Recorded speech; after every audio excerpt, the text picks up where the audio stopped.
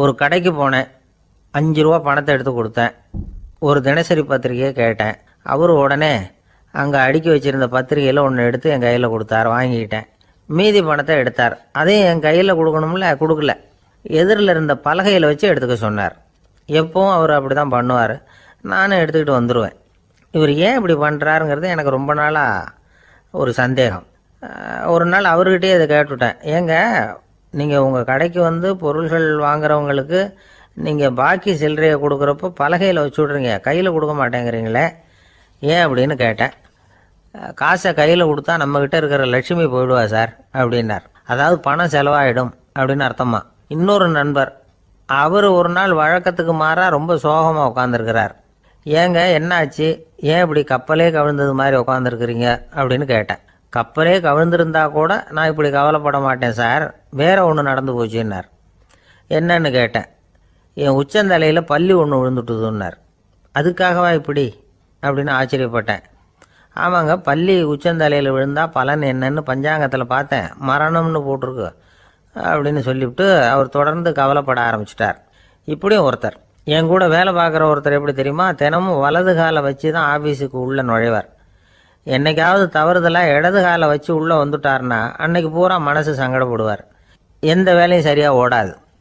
Carrom board ஆடுற ஒருத்தர் எப்போ ஆட உட்காந்தாலும் ஸ்ட்ரைக்கரை கை தவறி கீழே விழுற மாதிரி பண்ணி அதுக்கப்புறம் அதை எடுத்துக்கிட்டு ஆட உட்காருவார். ஏன்னா எப்போவோ ஒரு தடவை நிஜமாகவே அது வந்து கை தவறி கீழே விழுந்திருக்குது. அன்னைக்கு பிரமாதமாக ஜெயிச்சுட்டார். உடனே ஒரு முடிவுக்கு வந்துட்டார், கை தவறுனா லாபம் அப்படின்னு. அதுக்கப்புறம் அதையே பழக்கமாக்கிக்கிட்டார். பூனை குறுக்க போனால் சகுனம் சரியில்லைன்னு நினைக்கிறவங்க உண்டு. ஆனால் ஒருத்தர் எப்படி தெரியுமா, அவர் வெளியில் கிளம்புற சமயம் பக்கத்து வீட்டு ரேடியோவில் மியாவ் மியாவ் பூனை குட்டின்னு பாட்டு சத்தம் கேட்டால் கூட போதும், சகனம் சரியில்லைன்னு பிரயாணத்தை கேன்சல் பண்ணிவிடுவார். இப்போ இவ்வளவும் எதுக்கு சொல்கிறோம்னா, அளவுக்கு மீறின சகுன நம்பிக்கைகள் இருக்குது பாருங்கள், இதோட பயமும் சேர்ந்துக்கிட்டதுன்னு வச்சுக்கோங்க, இது ஒருத்தருடைய மனநிலையை பாதிச்சிடும். இது வந்து உளவியல் நிபுணர்கள் சொல்கிற கருத்து. வாழ்க்கையே தடுமாற வச்சிரும். பாதுகாப்பு இல்லாத உணர்வு, ஒரு விதமான டிப்ரெஷன் மனநிலை, இதெல்லாம் தான் இதுக்கு காரணமாக அமையலாம். சில பேர் காய்கறி நறுக்க கத்தியை கையில் எடுத்தால் கூட நேரம் சரியாக இருக்கா அப்படின்னு பார்த்துட்டு தான் வேலையை ஆரம்பிக்கிறது வழக்கம். அறிவு தான் மனசுக்கு வாத்தியாராக இருக்கணும், அப்போ தான் வாழ்க்கை வந்து நிம்மதியாக இருக்கும். அறிவு வந்து மனசு சொல்கிறபடியெல்லாம் கேட்க ஆரம்பிச்சுட்டுதுன்னா இடைஞ்சல் தான். ஒருத்தருக்கு 7ஆம் நம்பர் தான் ராசியான நம்பரான். 7ஆம் தேதி தான் எந்த காரியத்தையும் ஆரம்பிப்பாராம். 7 எழுத்து வர்றது மாதிரி பேரை மாற்றி வச்சுக்கிட்டார். 7 மணிக்கு தான் தினமும் எழுந்திருப்பார். 7ஆம் நம்பர் வீட்டில் தான் குடியிருக்கார். கல்யாணம் கூட 7ஆம் தேதி தான் பண்ணிக்கிட்டார். அவர் ஒரு நாள் குதிரை பந்தயத்துக்கு போனாராம். குதிரையோட பேரையெல்லாம் பார்த்தார். ஒரு குதிரையோட பேர் 7 எழுத்தில் அமைஞ்சிருந்தது. 7 தானே இவருக்கு அதிர்ஷ்ட நம்பர். அதனால் உடனே அது பேரில் பணத்தை கட்டினார். பந்தயம் நடந்தது. என்ன சார் ஆச்சுன்னு கேட்டாங்க. நான் பணம் கட்டின அந்த என்னோட குதிரை 7ஆவதாக வந்து சேர்ந்தது சார் அப்படின்னாராம் சோகமாக. ஒரு ஆசாமி வேகமாக ஓடிக்கிட்டு இருந்தான். ஏன் இப்படி ஓடுறேன்னு கேட்டார் இன்னொருத்தர். அங்கே ஒரு ஆள் அடிபட்டு கிடக்கிறான், அதை பார்த்தேன், உடனே ஓடுறேன்னா. எங்கேன்னு கேட்டார். ஆஸ்பத்திரிக்குன்னா. ஒரு ஆள் அடிபட்டு கிடக்கிறத பார்த்தா உடனடியாக நாம் செய்ய வேண்டியது முதல் உதவி, அதுக்கப்புறம் தான் ஆஸ்பத்திரி. இன்றைக்கி விபத்துங்கிறது சர்வசாதாரணமாக நடந்துக்கிட்டு இருக்குது. வாகன விபத்து, வெடிகுண்டு விபத்து, தீ விபத்து, கட்டடம் சரியறது, பூகம்பம், இப்படி நிறைய நடக்குது. ஒரு விபத்தை பார்த்துட்டா நம்மளில் பல பேர் நமக்கு என்னத்துக்கு வம்புன்னு ஒதுங்கி போயிடுறதும் உண்டு. சில பேர் துணிஞ்சு கிட்ட போய் உதவி செய்கிறதும் உண்டு. அப்படி உதவி செய்ய நினைக்கிறவங்களுக்கு உபயோகப்படுற தகவல் இது. விபத்தில் காயமடைஞ்சவங்களை 3 பிரிவாக பிரிக்கலாமா. முதல் வகை கொஞ்சம் சீரியஸானது, உயிருக்கு உடனே ஆபத்து தரக்கூடியது. மூளை காயம், முகம், கழுத்து காயங்கள், இருதயம், நுரையீரல் காயங்கள், வயத்தில் உள்ளுறுப்பு காயங்கள், அதிகப்படியான இரத்தப்போக்கு, இதனால எல்லாம் பாதிக்கப்பட்டிருந்தால் அது முதல் வகை அப்படின்னு நாமளே மனசுக்குள்ளே முடிவு பண்ணிக்கணும். இவங்களுக்கெல்லாம் உடனடியாக வந்து முதல் உதவி கொடுக்கணும். தாமதப்படுத்தாமல் ஆஸ்பத்திரிக்கு கொண்டுகிட்டு போயிடணும். இப்படி கொஞ்சம் எச்சரிக்கையாக நடந்துக்கிட்டால் அவங்களில் பல பேரை காப்பாற்றி போடலாம். 2வது வகை எப்படின்னா, முதல் உதவி விரைவாக கிடைச்சா உயிர் பிழைக்கக்கூடிய மார்பு காயங்கள், கைகால் எலும்பு முறிவு, இடுப்பு முதுகெலும்பு காயம், சீரான இரத்த சேதம், இப்படிப்பட்டவங்களை வந்து 2வது வகையாக பிரிக்கணும். ஆபத்து இல்லாத சிராய்ப்புகள், சிறு காயங்கள், இரத்த உறைவுகள் இதனால் பாதிக்கப்படுறவங்க 3வது வகை. ஒருத்தர் தலையில் அடிபட்டு நினைவு விழுந்துட்டாருன்னு வச்சுங்க, அவருக்கு வாந்தி வர்றதுனால புறையேறி மூச்சு அடைப்பு உண்டாகும். இப்படி ஆகாமல் இருக்கிறதுக்காக தலையை ஒரு பக்கமாக சாய்ச்சி வைக்கலாம். நாடி துடிப்பையும் இதய துடிப்பையும் தொட்டு பார்க்கணும். அது குறைஞ்சிருந்தாலும் சரி, நின்று இருந்தாலும் சரி, அவர் மார்பை நிமிஷத்துக்கு 80 தடவை உள்ளங்கையால் அழுத்தி இதய துடிப்பை மீட்கிறதுக்கு உதவி பண்ணணும். கழுத்தில் காயம்பட்டாலும் ஆபத்து அதிகம். கழுத்துக்கு அடியில் ஒரு துண்டை மடித்து வைக்கலாம். 2 பக்கமும் சின்ன தலையணை அல்லது துணி மடிப்புகளை வச்சு கழுத்தை அதிகமாக அசையாமல் பார்த்துக்கலாம். முதுகெலும்பு முறிஞ்சிருக்குமோ அப்படிங்கிற சந்தேகம் இருந்ததுன்னா அவரை அதிகமாக அசைய விடக்கூடாது. அதிகமாக அசைஞ்சால் தண்டு இடத்துல பாதிப்பு ஏற்பட்டு கை கால் விளங்காமல் போயிடும். அவரை ஒரு கனமான போர்வை இல்லைன்னா பாயில் படுக்க வச்சு 4 பேர் மெதுவாக தூக்கி மருத்துவ உதவிக்கு அனுப்பி வைக்கலாம். கையெலும்பு முறிஞ்சிருந்தால் முறிஞ்ச பாகத்தை உடம்போடு சேர்த்து அசையாமல் கட்டி போடலாம். கால் எலும்பு முறிஞ்சிருந்தால் மற்ற காலோடு சேர்த்து கட்டி போடலாம். முறிஞ்ச பாகம் தொங்காமல் பார்த்துக்கணும். அப்போ தான் வீக்கம் உண்டாகாமல் இருக்கும். வெட்டு காயம், குண்டடிப்பட்ட காயம் இதிலெல்லாம் ரத்தப்போக்கு அதிகமாக இருக்கும். ரத்தம் வெளியேற ஆபத்து அதிகம்.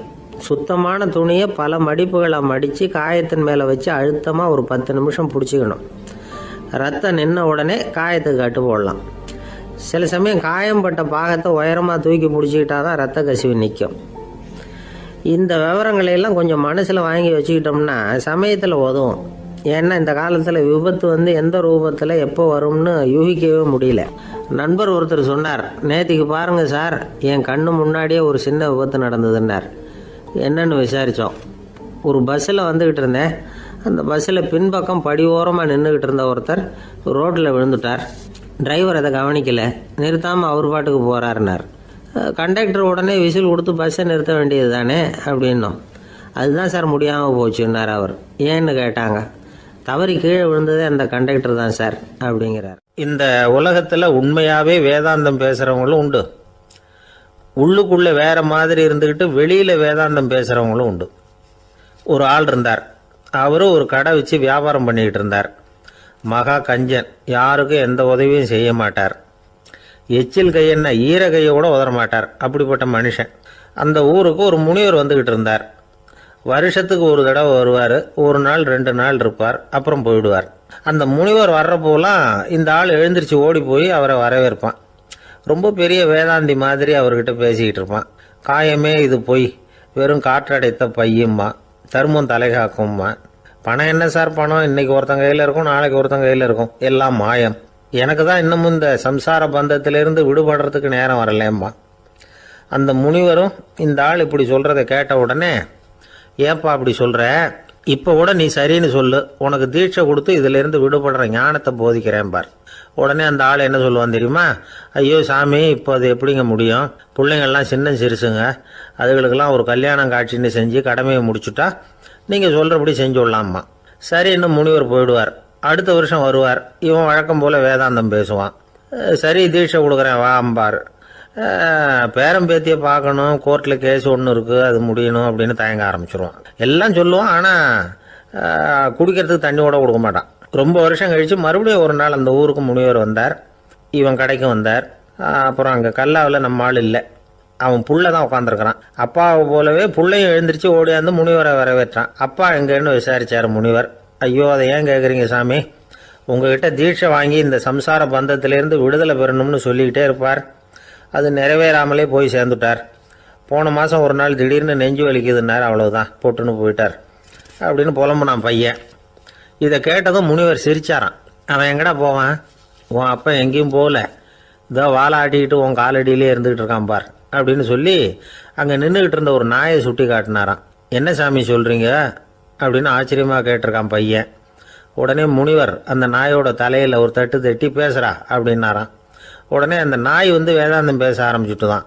காயமே இது போய் வெறும் காற்றடைத்த பை அப்படின்னு தான். முனிவர் சொன்னார், அடே இப்போவும் ஒன்றும் கெட்டு போகல, நீ விரும்புனா சொல்லு, உனக்கு தீட்சை கொடுத்து என் பின்னாடியே அழைச்சிட்டு போயிடுறேன், அங்கே அழைச்சிட்டு போய் உனக்கு ஞானத்தை போதிக்கிறேன், வர்றியா அப்படின்னு கேட்டிருக்கார்.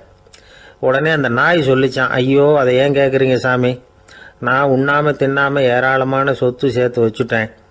என் பிள்ளைங்க அதோட பெருமை தெரியாமல் ராத்திரி நேரம்லாம் கதவை திறந்து போட்டுட்டு தூங்கிடுவாங்க. அதனால் இப்படி நாயாக பிறந்து ராத்திரி பகலாக சுற்றி சுற்றி வந்து காவல் காத்துக்கிட்டு கிடக்கிறேன். இப்போ எப்படி சாமி வர முடியும் அப்படின்னு கேட்டுதான். அறியாமையிலேயே சுகம் கண்டு இப்படி இருக்கிற ஆளுங்களுக்கு எப்படி விடுதலை கிடைக்கும், எப்போ விடுதலை கிடைக்கும் அப்படின்னு கேட்குறார் தசாவதானி திருக்குறள் பேர் ராமையா. அவர் கேட்குறது நியாயம் தானே. இந்த காலத்து பையன் ஒருத்தன் அப்பா கிட்ட சொன்னான், அப்பா இன்னைக்கு நான் 1 ரூபா மிச்சப்படுத்தி விட்டேன் அப்படின்னு. நானும் அப்படியா என்னடா பண்ணேன்னு கேட்டிருக்கார் அப்பா. டவுன் பஸ்ஸில் ஏறாமல் அது பின்னாடியே ஓடியாந்தேன், 1 ரூபா மிச்சம் தானே அப்படின்றான். அட பாவி, ஒரு ஆட்டோ பின்னாடி ஓடியாந்துருந்தா 10 ரூபா மிச்சமாயிருக்குமே, வேஸ்ட் பண்ணிட்டியே அப்படின்னாராம் அந்த அப்பா. ஒரு ஊரில் ஒரு சித்தர் இருந்தார், சூஃபி சித்தர். அவர் ஞானம் பெற்ற ஒரு சித்தர். ஒரு நாள் அந்த நாட்டு மன்னன் அவரை பார்க்கறதுக்காக வந்தான். என்ன வேணும் உனக்குன்னு கேட்டார். நான் கடவுளை பார்க்கணும், அதுக்கு நீங்கள் தான் உதவி பண்ணணும் அப்படின்னா அவன். சித்தர் கொஞ்சம் யோசனை பண்ணார். சரி போயிட்டு நாளைக்கு வாடினார். அதே மாதிரி மன்னன் போயிட்டு அடுத்த நாள் வந்தான். இங்கே நீ என்னோட 1 வாரம் தங்கியிருக்க வேண்டியிருக்கும்னார். சரின்னா ஒரு பிச்சை பாத்திரத்தை தூக்கி கையில் கொடுத்தார். அவனுக்கு ஒன்றும் புரியல, இருந்தாலும் வாங்கிட்டான். வாங்கிட்டு இதை என்ன செய்யணும் அப்படின்னு கேட்டான். இதை ஒன்றும் செய்ய வேணாம், இதை எடுத்துக்கிட்டு பக்கத்தில் உள்ள கிராமங்களுக்கு போ, வீடு வீடாக பிச்சை எடுத்துக்கிட்டு வா. அப்படி வந்த பிறகு தான் உனக்கு சாப்பாடும் ஓய்வும் கிடைக்கும். 1 வாரம் இப்படி செய், அதுக்கப்புறம் 8வது நாள் நாம் கடவுளை பற்றி யோசிக்கலாம் அப்படின்னார். இப்படி ஒரு சொன்னதை கேட்டதும் அந்த அரசனுக்கு அதிர்ச்சி ஆயிட்டுது. ஒரு மாதிரி ஆயிட்டான். தன்னுடைய சொந்த நாட்டில் சொந்த குடிமக்கள்கிட்ட போய் பிச்சை எடுக்கிறதா அப்படின்னு யோசனை பண்ணி பார்த்தான். அதுக்கப்புறம் மெதுவாக அவன் அந்த சித்தரை பார்த்தான். ஐயா, சொந்த நாட்டிலேயே பிச்சை எடுக்கிறதுன்னா எனக்கு ஒரு மாதிரியாக இருக்குது, வெக்கமாக இருக்குது. நான் வேணும்னா வெளி தேசத்தில் எங்கேயாவது போய் பிச்சை எடுக்கவா அப்படின்னு கேட்டான். இதுக்கு அந்த சித்தர் ஒரு சம்மதிக்கலை.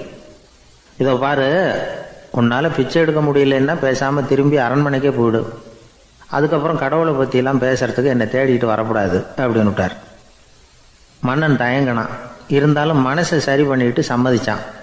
சரிங்க, 1 வாரம் இங்கே தங்குறேன், நீங்கள் சொல்கிறது மாதிரி பக்கத்து கிராமங்களுக்கு போகிறேன், வீடு வீடாக பிச்சை எடுக்கிறேன், வர்றேன் அப்படின்னா. 1 வாரம் தெரு தெருவாக பிச்சை பாத்திரத்தோடு அலைஞ்சான். சொந்த ஊரில் சொந்த குடிமக்கள்கிட்ட பிச்சை எடுத்தான். 7 நாள் முடிஞ்சுது. 8வது நாள் அந்த சித்தர் மன்னனை கூப்பிட்டார். இப்படி வாழ்னார். வந்தான். இனிமே நீ கடவுளை பற்றி என்கிட்ட கேட்கலாம்னார். இனிமே கேட்கறதுக்கு ஒன்றுமே இல்லை சுவாமின்னா இவன். 1 வார காலம் பிச்சை எடுத்த பிறகு தான் கடவுளை காண முடியும் அப்படின்னு நான் கனவு கூட காணவில்லைன்னா. அப்படின்னா நீ பிச்சை எடுத்த காலத்தில் அப்படி என்னதான் நடந்தது அப்படின்னு கேட்டார் அவர். சுவாமி, 1 வார காலம் பிச்சை எடுத்ததில் என்னுடைய ஆணவம் அழிஞ்சுட்டுது. அது இப்போ இருக்கிற இடமே தெரியல. இப்போ அதை காணவே காணோம். பிச்சைக்காரனாக இருந்தப்போ பெற்றதை மன்னனாக இருக்கும்போது பெற முடியாதுங்கிறத புரிஞ்சுக்கிட்டேன் அப்படின்னா மன்னன். அடக்கம் பிறந்தவுடன் தெய்வீக கதவுகள் திறந்து கொள்ளுகின்றன அப்படிங்கிறார் ஓஷோ. நம்மால் ஒருத்தன் ஆணவம் அழியணுங்கிறதுக்காக ஒரு திருவோட்டை எடுத்துக்கிட்டு தெரு தெருவாக பிச்சை எடுக்க ஆரம்பித்தான். என்ன தெய்வீக கதவுகள் திறந்துதா அப்படின்னு கேட்டார் ஒருத்தர். தெய்வீக கதவு திறக்கிறதுக்கு முன்னாடியே எங்கள் வீட்டு கதவு சாத்திக்கிட்டுதுன்னா.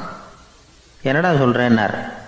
இனிமேல் வீட்டுக்குள்ளேயே வர வேணாம், இதையே தொழிலாக வச்சுக்கோ அப்படின்னு எங்கள் வீட்டில் சொல்லிவிட்டாங்க சார் அப்படின்னா. ஒருத்தர் ரொம்ப கவலையோடு உட்காந்துருந்தார். எதை பற்றி சார் கவலைப்படுறீங்கன்னு கேட்டோம். எதிர்காலத்தை பற்றி கவலைப்படுறேன்னார். ஏன்னு கேட்டோம். என்ன பண்ணுறதுன்னே தெரியல சார், எதிர்காலம் ஒரே இருட்டாக இருக்குது, பாதையே புரியலன்னார். இன்னைக்கு நம்ம இளைஞர்கள் பல பேருக்கு எதிர்காலம் இருட்டாக தான் தெரியுது. அவங்கெல்லாம் இந்த கதையை கொஞ்சம் கேட்கணும். ஒரு மலை அடிவாரத்தில் ஒரு சின்ன கிராமம். அந்த மலை ரொம்ப உயரமானது. அடர்த்தியாக செடி கொடிகள் மரங்கள் அதில் மண்டி கிடக்குது. பகல் வேளையில் இருட்டாக தான் இருக்கும், அவ்வளோ அடர்த்தி. அந்த மலை உச்சியில் ஒரு கோவில். நாள் ராத்திரியே புறப்பட்டாதான் காலையில் அந்த கோவிலுக்கு போய் சேர முடியும். கிராமத்து இளைஞன் ஒருத்தன் அந்த மலை உச்சிக்கு போக வேண்டியிருந்தது. கையில் ஒரு விளக்கை எடுத்துக்கிட்டு நாள் ராத்திரியே புறப்பட்டான். புறப்பட்டு போனவன் கிராமத்து எல்லையிலேயே நின்றுட்டான். ஏன் தெரியுமா? அவன் கையில் இருந்த விளக்கோட வெளிச்சம் 10 அடி தூரத்துக்கு தான் தெரியுது. அது வரைக்கும் தான் பாதை தெளிவாக இருக்குது. அதுக்கு அப்பால எல்லாம் ஒரே இருட்டாக இருக்குது, பாதை புரியல. இவன் யோசனை பண்ணி பார்த்தான். மனசுக்குள்ள ஒரு சந்தேகம், 10 அடி தூரம் தானே வெளிச்சம் தெரியுது அப்படின்னா நாம் 10 அடி தூரம் தானே போக முடியும், அதுக்கும் அந்தாண்ட ஒரே இருட்டாக இருக்குதே, அதில் எப்படி நாம் நடந்து போகிறது, நாம் ரொம்ப தூரம் நடந்து போய் ஆகணுமே, அப்படிப்பட்ட நினப்பெல்லாம் அவனுக்கு வந்துட்டுது. இதுதான் அவன் மனசில் ஏற்பட்ட தயக்கம். இப்படி யோசிச்சுக்கிட்டே அந்த இளம் ஆசாமி புறப்பட்ட இடத்துலயே நின்றுகிட்டு இருக்கிறான். அந்த சமயத்தில் ஒரு வயசான பெரியவர் அந்த பக்கமாக வந்தார். அவர் கையில் இதை விட சின்னதாக ஒரு விளக்கு வச்சிருந்தார். அது எப்படின்னா அது ஒரு 5 அடி தூரத்துக்கு தான் வெளிச்சம் காட்டுது, அவ்வளவு சின்ன விளக்கு. அவரும் மலை உச்சிக்கு போகிறதுக்காக தான் வந்துக்கிட்டு இருக்கிறார். அவரை பார்த்து இவன் கேட்டான், என்ன பெரியவரே, இவ்வளவு சின்ன விளக்க வச்சுக்கிட்டு அவ்வளவு தூரத்துக்கு எப்படி மலையேற போறீங்க அப்படின்னு கேட்டான். நீ ஏன் இப்படி தயங்கிட்டே நிக்கிறேன்னு கேட்டார் பெரியவர்.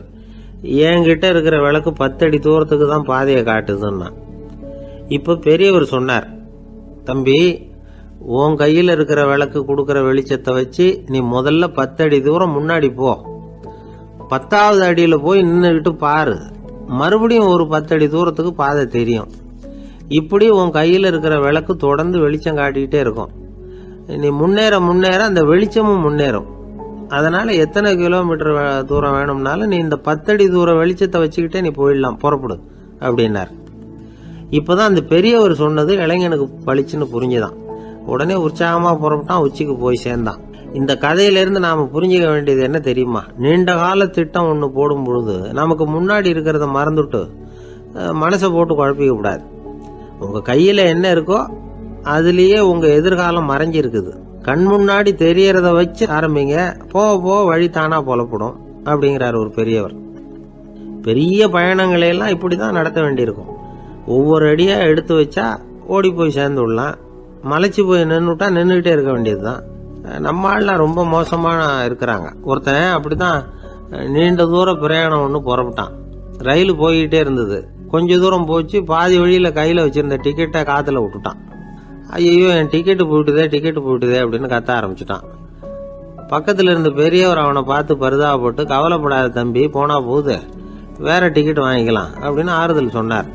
அதுக்கு அவன் சொல்றான், சார், நான் அதுக்காக அழலை, அந்த டிக்கெட்டு கிடைச்சா தானே நான் எந்த ஊருக்கு போகணுங்கிறது எனக்கு தெரியும் அப்படிங்கிறான். ஒரு ஊரில் ஒரு ஆள் இருந்தான். அவனுக்கும் அவன் மனைவிக்கும் சண்டை. இவன் கோவிச்சுக்கிட்டு வீட்டை விட்டு வெளியில் வந்துட்டான். நேராக தன்னுடைய நண்பன் ஒருத்தனை தேடிட்டு போனான்.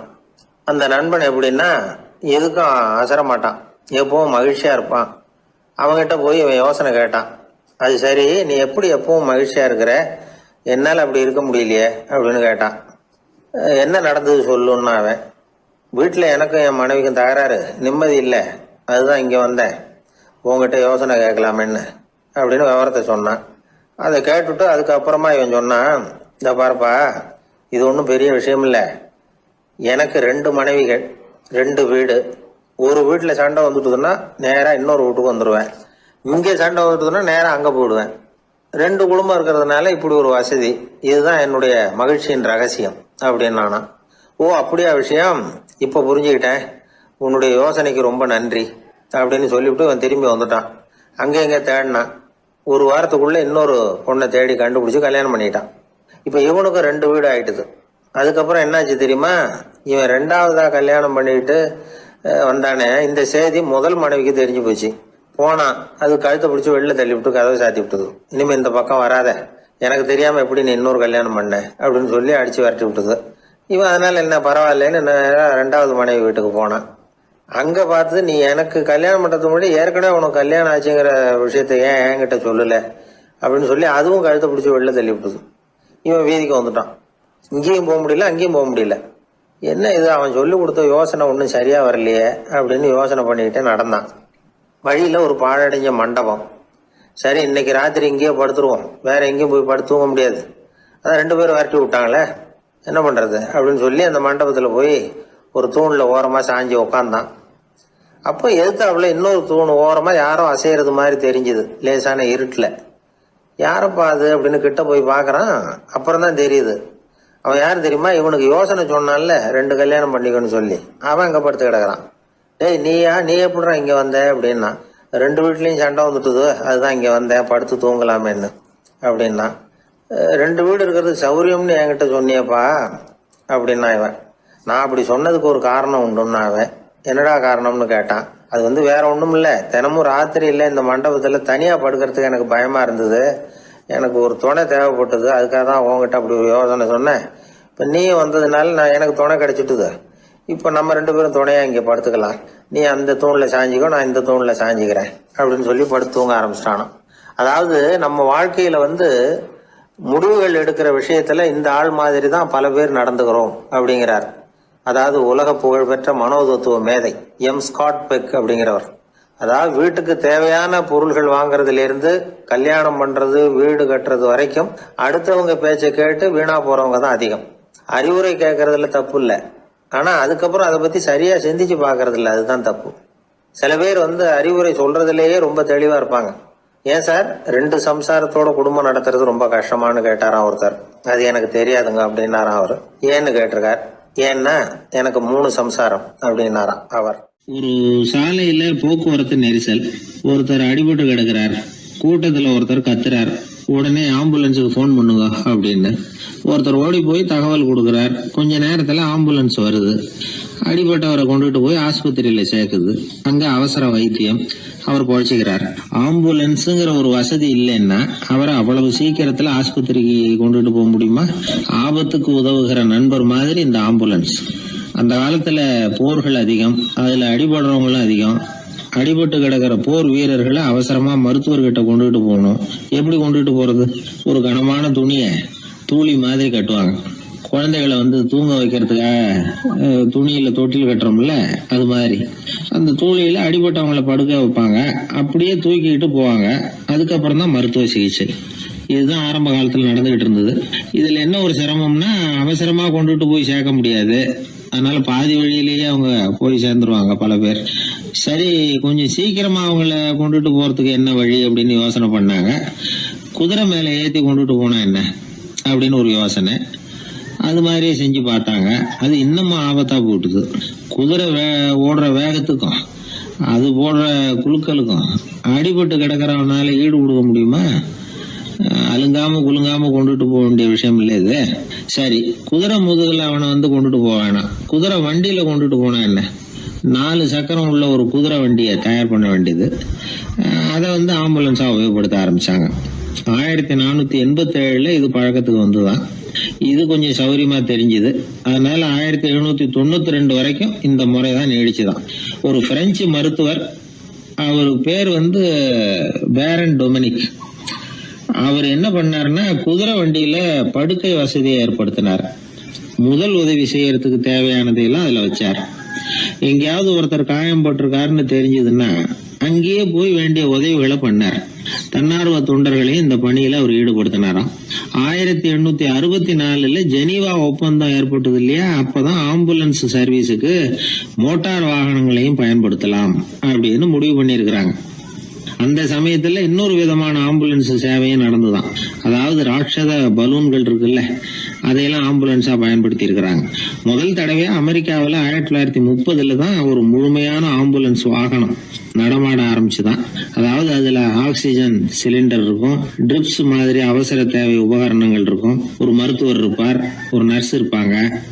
இப்படிப்பட்ட ஒரு ஆம்புலன்ஸ் வசதி வந்த பிறகுதான் பல உயிர்களை காப்பாற்றக்கூடிய ஒரு நல்ல வாய்ப்பு ஏற்பட்டது.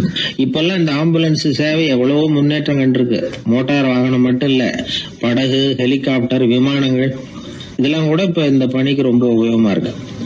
ஆபத்துல இருக்கிற ஒரு மனுஷனை பார்த்துட்டா உடனே அவனை காப்பாத்தணுங்கிற எண்ணம் இன்னொரு மனுஷனுக்கு ஏற்படத்தான் செய்யுது. அதனாலதான் காலம் ஏதோ கொஞ்சம் ஒழுங்கா ஓடிக்கிட்டு இருக்குது. அடிபட்டு கிடக்கிற ஒருத்தனை பார்த்த உடனே ஆம்புலன்ஸுக்கு போன் பண்ணத்தான் ஓடுவோம் யாரா இருந்தாலும். ஒரு ஆள் அடிபட்டு விழுந்தான், அதை பார்த்த உடனே ஒருத்தன் அவசரமா ஓடினான். கொஞ்ச நேரத்துல இன்னொருத்தரை கூட்டிட்டு அங்க நிக்கிறான். யாரா அது, உனக்கு தெரிஞ்ச டாக்டரா அப்படின்னு கேட்டிருக்காங்க. இல்லைங்க, அவன் என் கூட பிறந்த தம்பி. ஆக்சிடென்ட்னா எப்படி இருக்கும்னு ரொம்ப நாளா கேட்டுக்கிட்டு இருந்தான், நேர்ல பாக்கணும்னு ஆசைப்பட்டான், அதுக்கு தான் அவசரமா ஓடி போய் அவனை கூட்டிட்டு வந்தேன் அப்படின்னு நானும். ஒரு நீதிமன்றம், அங்கே ஒரு கொலை வழக்கு சம்பந்தமாக விசாரணை நடந்துக்கிட்டு இருக்குது. அந்த வழக்கறிஞர் ரொம்ப தீவிரமாக வாதாடிக்கிட்டு இருக்கிறார். தன்னுடைய கட்சிக்காரர் நிரபராதிங்கிறது அவருக்கு நல்லா தெரியும். அதனால தான் அவர் சார்பாக வாதாடுறதுக்கே ஒத்துக்கிட்டார். அப்படி அவர் மும்முரமாக வாதாடிக்கிட்டு இருக்கிற சமயத்தில் அவசரமாக தந்தி ஒன்று வந்து சேர்ந்தது. அதை வாங்கி படித்து பார்த்தார். அதுக்கப்புறம் அதை மடித்து தன்னுடைய கோட்டு பையில் வச்சுக்கிட்டு தொடர்ந்து வாதாட ஆரம்பிச்சிட்டார். பேசி முடித்தார். அதுக்கப்புறம் அங்கே கோர்ட்டில் இருந்த சக வக்கீல்கள் அவர்கிட்ட வந்தாங்க. தந்தி ஒன்று வந்ததே, என்ன விஷயம் அப்படின்னு விசாரிச்சாங்களாம். அப்போ அவர் சொல்லியிருக்கிறார், ஊரில் சிகிச்சைக்காக போயிருந்த என்னுடைய மனைவி இறந்து போனதாக தந்தி வந்திருக்குது அப்படின்னாராம். மற்ற வக்கீல்களுக்கு அதிர்ச்சி. என்னங்க இது, மனைவி இறந்ததை விட கேஸு முக்கியமாக உங்களுக்கு அப்படின்னு கேட்டிருக்கிறாங்க. இறந்து போன என் மனைவி மறுபடியும் திரும்பி வர போகிறதில்ல. ஆனால் என்னுடைய கட்சிக்காரர் ஒரு கொலை வழக்கில் மாட்டிக்கிட்டார். அவரும் நிரபராதி. அவர் உசுரை நான் காப்பாற்ற வேணாமா? இதுதான் என்னுடைய கடமை அப்படின்னாராம். இப்படி இவர் சொன்னதும் எல்லாரும் அப்படியே திகைச்சு போய் நின்றுட்டாங்களாம். சரி, கடமைக்கு முக்கியத்துவம் கொடுத்த அந்த வழக்கறிஞர் யார் தெரியுமா? அவர் தான் இரும்பு மனிதர் சர்தார் வல்லபாய் பட்டேல்.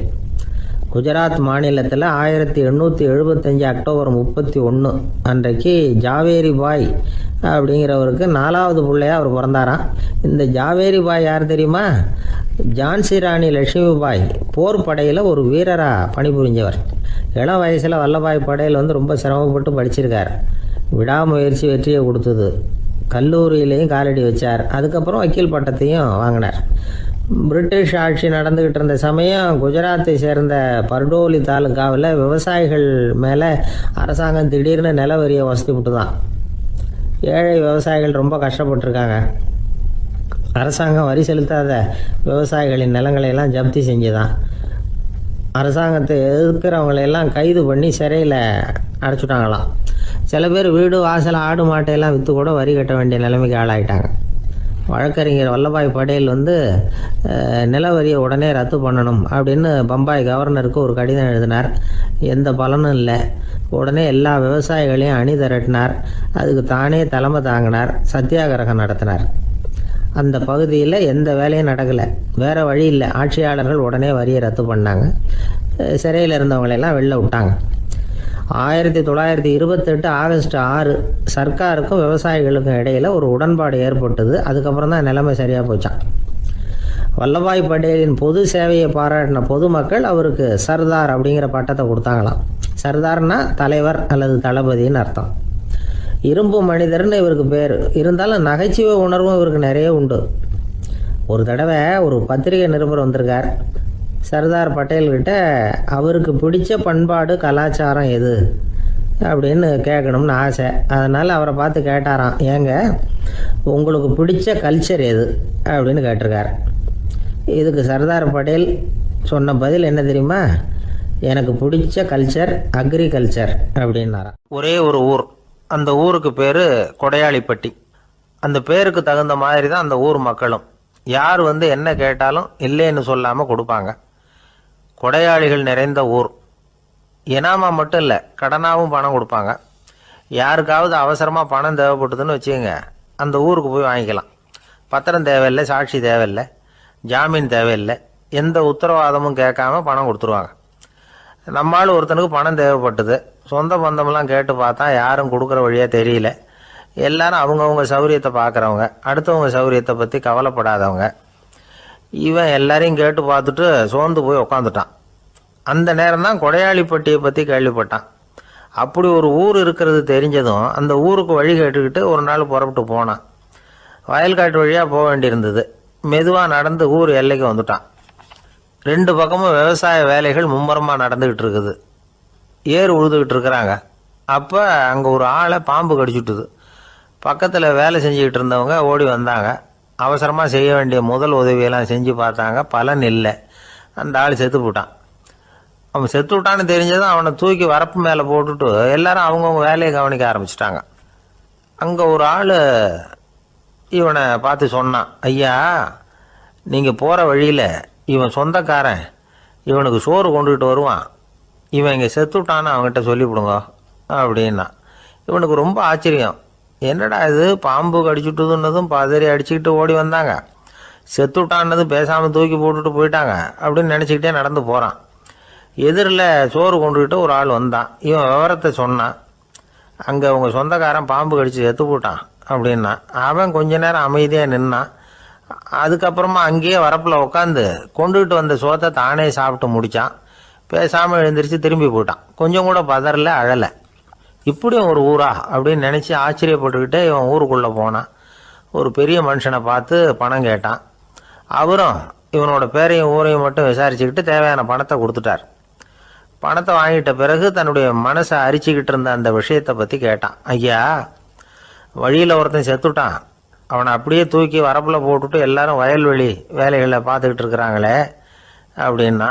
இதுக்கு அந்த பெரியவர் சொன்னார், ஆமாம் அப்படி தான் செய்வோம், வேலை முடிஞ்சு வீட்டுக்கு திரும்புகிறப்போ அவனை தூக்கிட்டு வந்து அடக்கம் பண்ணிடுவோம் அப்படின்னார். ரொம்ப ஆச்சரியமாக இருக்கே அப்படின்னா. ஏன் உங்கள் ஊரில் யாராவது செத்துட்டா என்ன பண்ணுவீங்க அப்படின்னு கேட்டார். என்ன இப்படி கேட்குறீங்க, எங்கள் ஊரில் எல்லாம் பணத்தை தூக்க விட மாட்டாங்க, ஒப்பாரி வைப்பாங்க, கட்டி புரண்டு அழுது புலம்பி தீர்த்துருவாங்க அப்படின்னா இவன். பெரியவர் பார்த்தார், அவங்ககிட்ட கொடுத்த பணத்தை லபக்குன்னு பறிச்சுக்கிட்டார், திருப்பி வாங்கிட்டார். இவன் பதறி போய் நிற்கிறான். அவர் சொன்னார், பணத்தையே விட மாட்டேன்னு கட்டுப்பிடிச்சி அழுதா நான் கொடுத்த பணத்தை மட்டும் எப்படி திருப்பி கொடுக்க போகிறேன், போயிட்டு வா அப்படின்னு விரட்டி விட்டாராம். இந்த கதையை நண்பர் ஒருத்தர் சொன்னார். கதை வேடிக்கையாக தெரிஞ்சால் கூட இதில் கருத்து உண்டு. பணம் பிணம் இது ரெண்டையுமே விடுறதுக்கு அவ்வளவு சுலபமாக மனம் வர்றதில்லை. இந்த ரெண்டு விஷயங்கள்லேயும் அறிவார்ந்த செயல்பாடு தேவை. ஒரு பேருந்து மரத்தில் மோதி விட்டது, எல்லாரும் அடிபட்டு முனைகிட்டு கிடக்கிறாங்க. டிரைவர், கண்டக்டர் இவங்களுக்கும் அடி, அவங்களும் ஒரு பக்கம் கிடக்கிறாங்க. ஒரு மூலையில் கிடக்கிற ஒருத்தன் மெதுவாக முக்கி முனகி கண்டக்டர்னு சத்தம் போடுறான். கண்டக்டர் மெதுவாக நகர்ந்து அவங்ககிட்ட போய் என்னன்னு விசாரிக்கிறார். அவன் ரொம்ப சிரமப்பட்டு வாயை திறந்து ஒரு 15 காசு சில்லற பாக்கி அப்படின்னான். ஒரே ஒரு ஊரில் ஒரு ராஜா இருந்தார். அவர் பேரில் மக்களுக்கு ரொம்ப மரியாதை. அவ்வளவு நல்லா ஆட்சி புரிஞ்சுக்கிட்டு வந்தார். அவருக்கு வயசாயிட்டுது. அதனால் ஒரு நாள் அமைச்சரை கூப்பிட்டார். இதை பாருங்கள், எனக்கு வயசாகிட்டுது, அதனால் இந்த அரச பொறுப்பை எல்லாம் நீங்கள் ஏற்றுக்குங்க அப்படின்னார். அதுக்கப்புறம் ராணியை கூப்பிட்டார். வா, நாம் இனிமேல் இங்கே இருக்க வேணாம், காட்டுக்கு போய் தவம் பண்ணலாம் அப்படின்னு கூப்பிட்டார். இந்த செய்தி மக்களுக்கு அறிவிக்கப்பட்டது. மக்கள் உடனே கூட்டம் கூட்டமாக அரண்மனைக்கு வர ஆரம்பிச்சுட்டாங்க. மன்னரை போய் பார்க்குறாங்க. அரசே, தாங்கள் எங்களுக்கு தந்தை மாதிரி, நீங்கள் காட்டுக்கு போயிட்டால் நாங்கள்லாம் இங்கே எப்படி இருக்க முடியும்? எங்களுக்கெல்லாம் எந்த துன்பமும் இல்லாமல் பார்த்துக்கிட்டு வர்றீங்க. இது மாதிரியான ஒரு அரசாட்சி இல்லைன்னா மக்கள் வாழ்ந்து என்ன பயன் அப்படின்னாங்க. இருந்தாலும் என்ன பண்ணுறது, வயசாயிட்ட காரணத்தினால இந்த முடிவுக்கு வர வேண்டியிருக்குது அப்படின்னாரா ராஜா. அப்படின்னா நீங்கள் காட்டுக்கு போக வேணாம், நாங்கள் போகிறோம். நாங்கள் அங்கே போய் தவம் பண்ணுறோம், வழிபாடு பண்ணுறோம், கடவுள் வருவார், அவர்கிட்ட வரம் வாங்கிட்டு வந்துடுறோம் அப்படின்னாங்களாம். அப்படி சொல்லிவிட்டு உடனே எல்லாரும் காட்டுக்கு போனாங்க. நாட்டு மக்கள் எல்லாரும் ஒட்டு மொத்தமாக காட்டில் உட்காந்துக்கிட்டு தவம் பண்ணுறதை பார்த்தார் கடவுள். உடனே புறப்பட்டு வந்தார். எல்லாரும் இப்படி உட்காந்துருக்கிறீங்களே, என்ன வேணும் உங்களுக்கு அப்படின்னு கேட்டார். உடனே மக்கள் எல்லாரும் ஒரு குரலில் சொன்னாங்க, சுவாமி, எங்கள் மன்னன் ரொம்ப நாளைக்கு நல்லபடியாக இருக்கணும். அவர் மகிழ்ச்சியாகவும் உடல் நலத்தோடும் இருந்தாதான் நாங்கள் அமைதியாக வாழ முடியும் அப்படின்னாங்க. சரி, அதுக்கு என்ன செய்யணும் அப்படின்னார் ஆண்டவன். எங்கள் மன்னருக்கு இன்னும் ஒரு 100 வருஷம் ஆயுளை கொடுங்க அப்படின்னாங்க. அவ்வளவு தானே, சரி அப்படியே ஆகட்டும் அப்படின்னு சொல்லிவிட்டு ஆண்டவன் போயிட்டார். மக்கள் மகிழ்ச்சியோடு திரும்பி வந்தாங்க. மன்னா, கடவுள் வரம் கொடுத்துட்டார், நீங்கள் 100 வருஷம் வாழ போகிறீங்க அப்படின்னாங்க. இதை கேட்டதும் ராணி ராஜாவை வணங்கி நான் தவம் செய்ய போகிறேன் அப்படின்னு புறப்பட்டாங்க. உடனே மக்கள் என்ன நினச்சாங்க தெரியுமா? ஐயோ, நாம் ராஜாவுக்கு மட்டும்தானே நீண்ட ஆயுள் வேணும்னு வரம் வாங்கினோம், ராணிக்கு வாங்கலையே, அதுதான் கோபத்தில் புறப்பட்டாங்க போல இருக்கு அப்படின்னு நினச்சி வருத்தப்பட்டாங்க. ஆனால் ராணி நினச்சது அது இல்லை. ராணி போய் தவம் பண்ணாங்க, கடவுள் காட்சி கொடுத்தார். இவங்க கேட்குறாங்க, சுவாமி, ராஜாவுக்கு மட்டும் 100 வருஷம் ஆயுள்னு வரம் கொடுத்துட்டீங்க, அப்படின்னா குடிமக்களும் 100 வருஷம் இருக்கணும். இப்படிப்பட்ட குடிமக்கள் இல்லைன்னா அப்படிப்பட்ட அரசன் இருந்து என்ன பிரயோஜனம் அப்படின்னாங்களாம். ஆண்டவன் பார்த்தார். சரி, அவங்களும் 100 வருஷம் வாழ்வாங்க, அது மட்டும் இல்லை, நீயும் 100 ஆண்டு காலம் வாழ வரமளிக்கிறேன் அப்படின்னு சொல்லிவிட்டு மறைஞ்சிட்டார். இதில் ஆண்டவன் வர்றதும் மறையிறதும் முக்கியம் இல்லை. இதில் கவனிக்க வேண்டியது ஆள்கிறவனின் விசாலமானம், குடிமக்களின் விசாலமானம், ஆள்கிறவன் மனைவியினுடைய விசாலமானம். இப்படி ஒரு நாடு இருந்துட்டுதுன்னா எப்படி இருக்கும் வாழ்க்கை நினச்சி பாருங்க. அதனால தான் பெரியவங்கள்லாம் சொல்கிறாங்க, இதய வாசல் திறந்தே இருக்கணும், இதயத்தின் கதவுகளை மூடாதீங்க அப்படின்னு சொல்லுவாங்க. என்கிட்ட ஒருத்தர் சொன்னார், என்னுடைய இதய வாசல் எப்பவும் திறந்தே தான் இருக்குதுன்னார். எதனால் அப்படி சொல்கிறீங்க அப்படின்னு கேட்டோம்.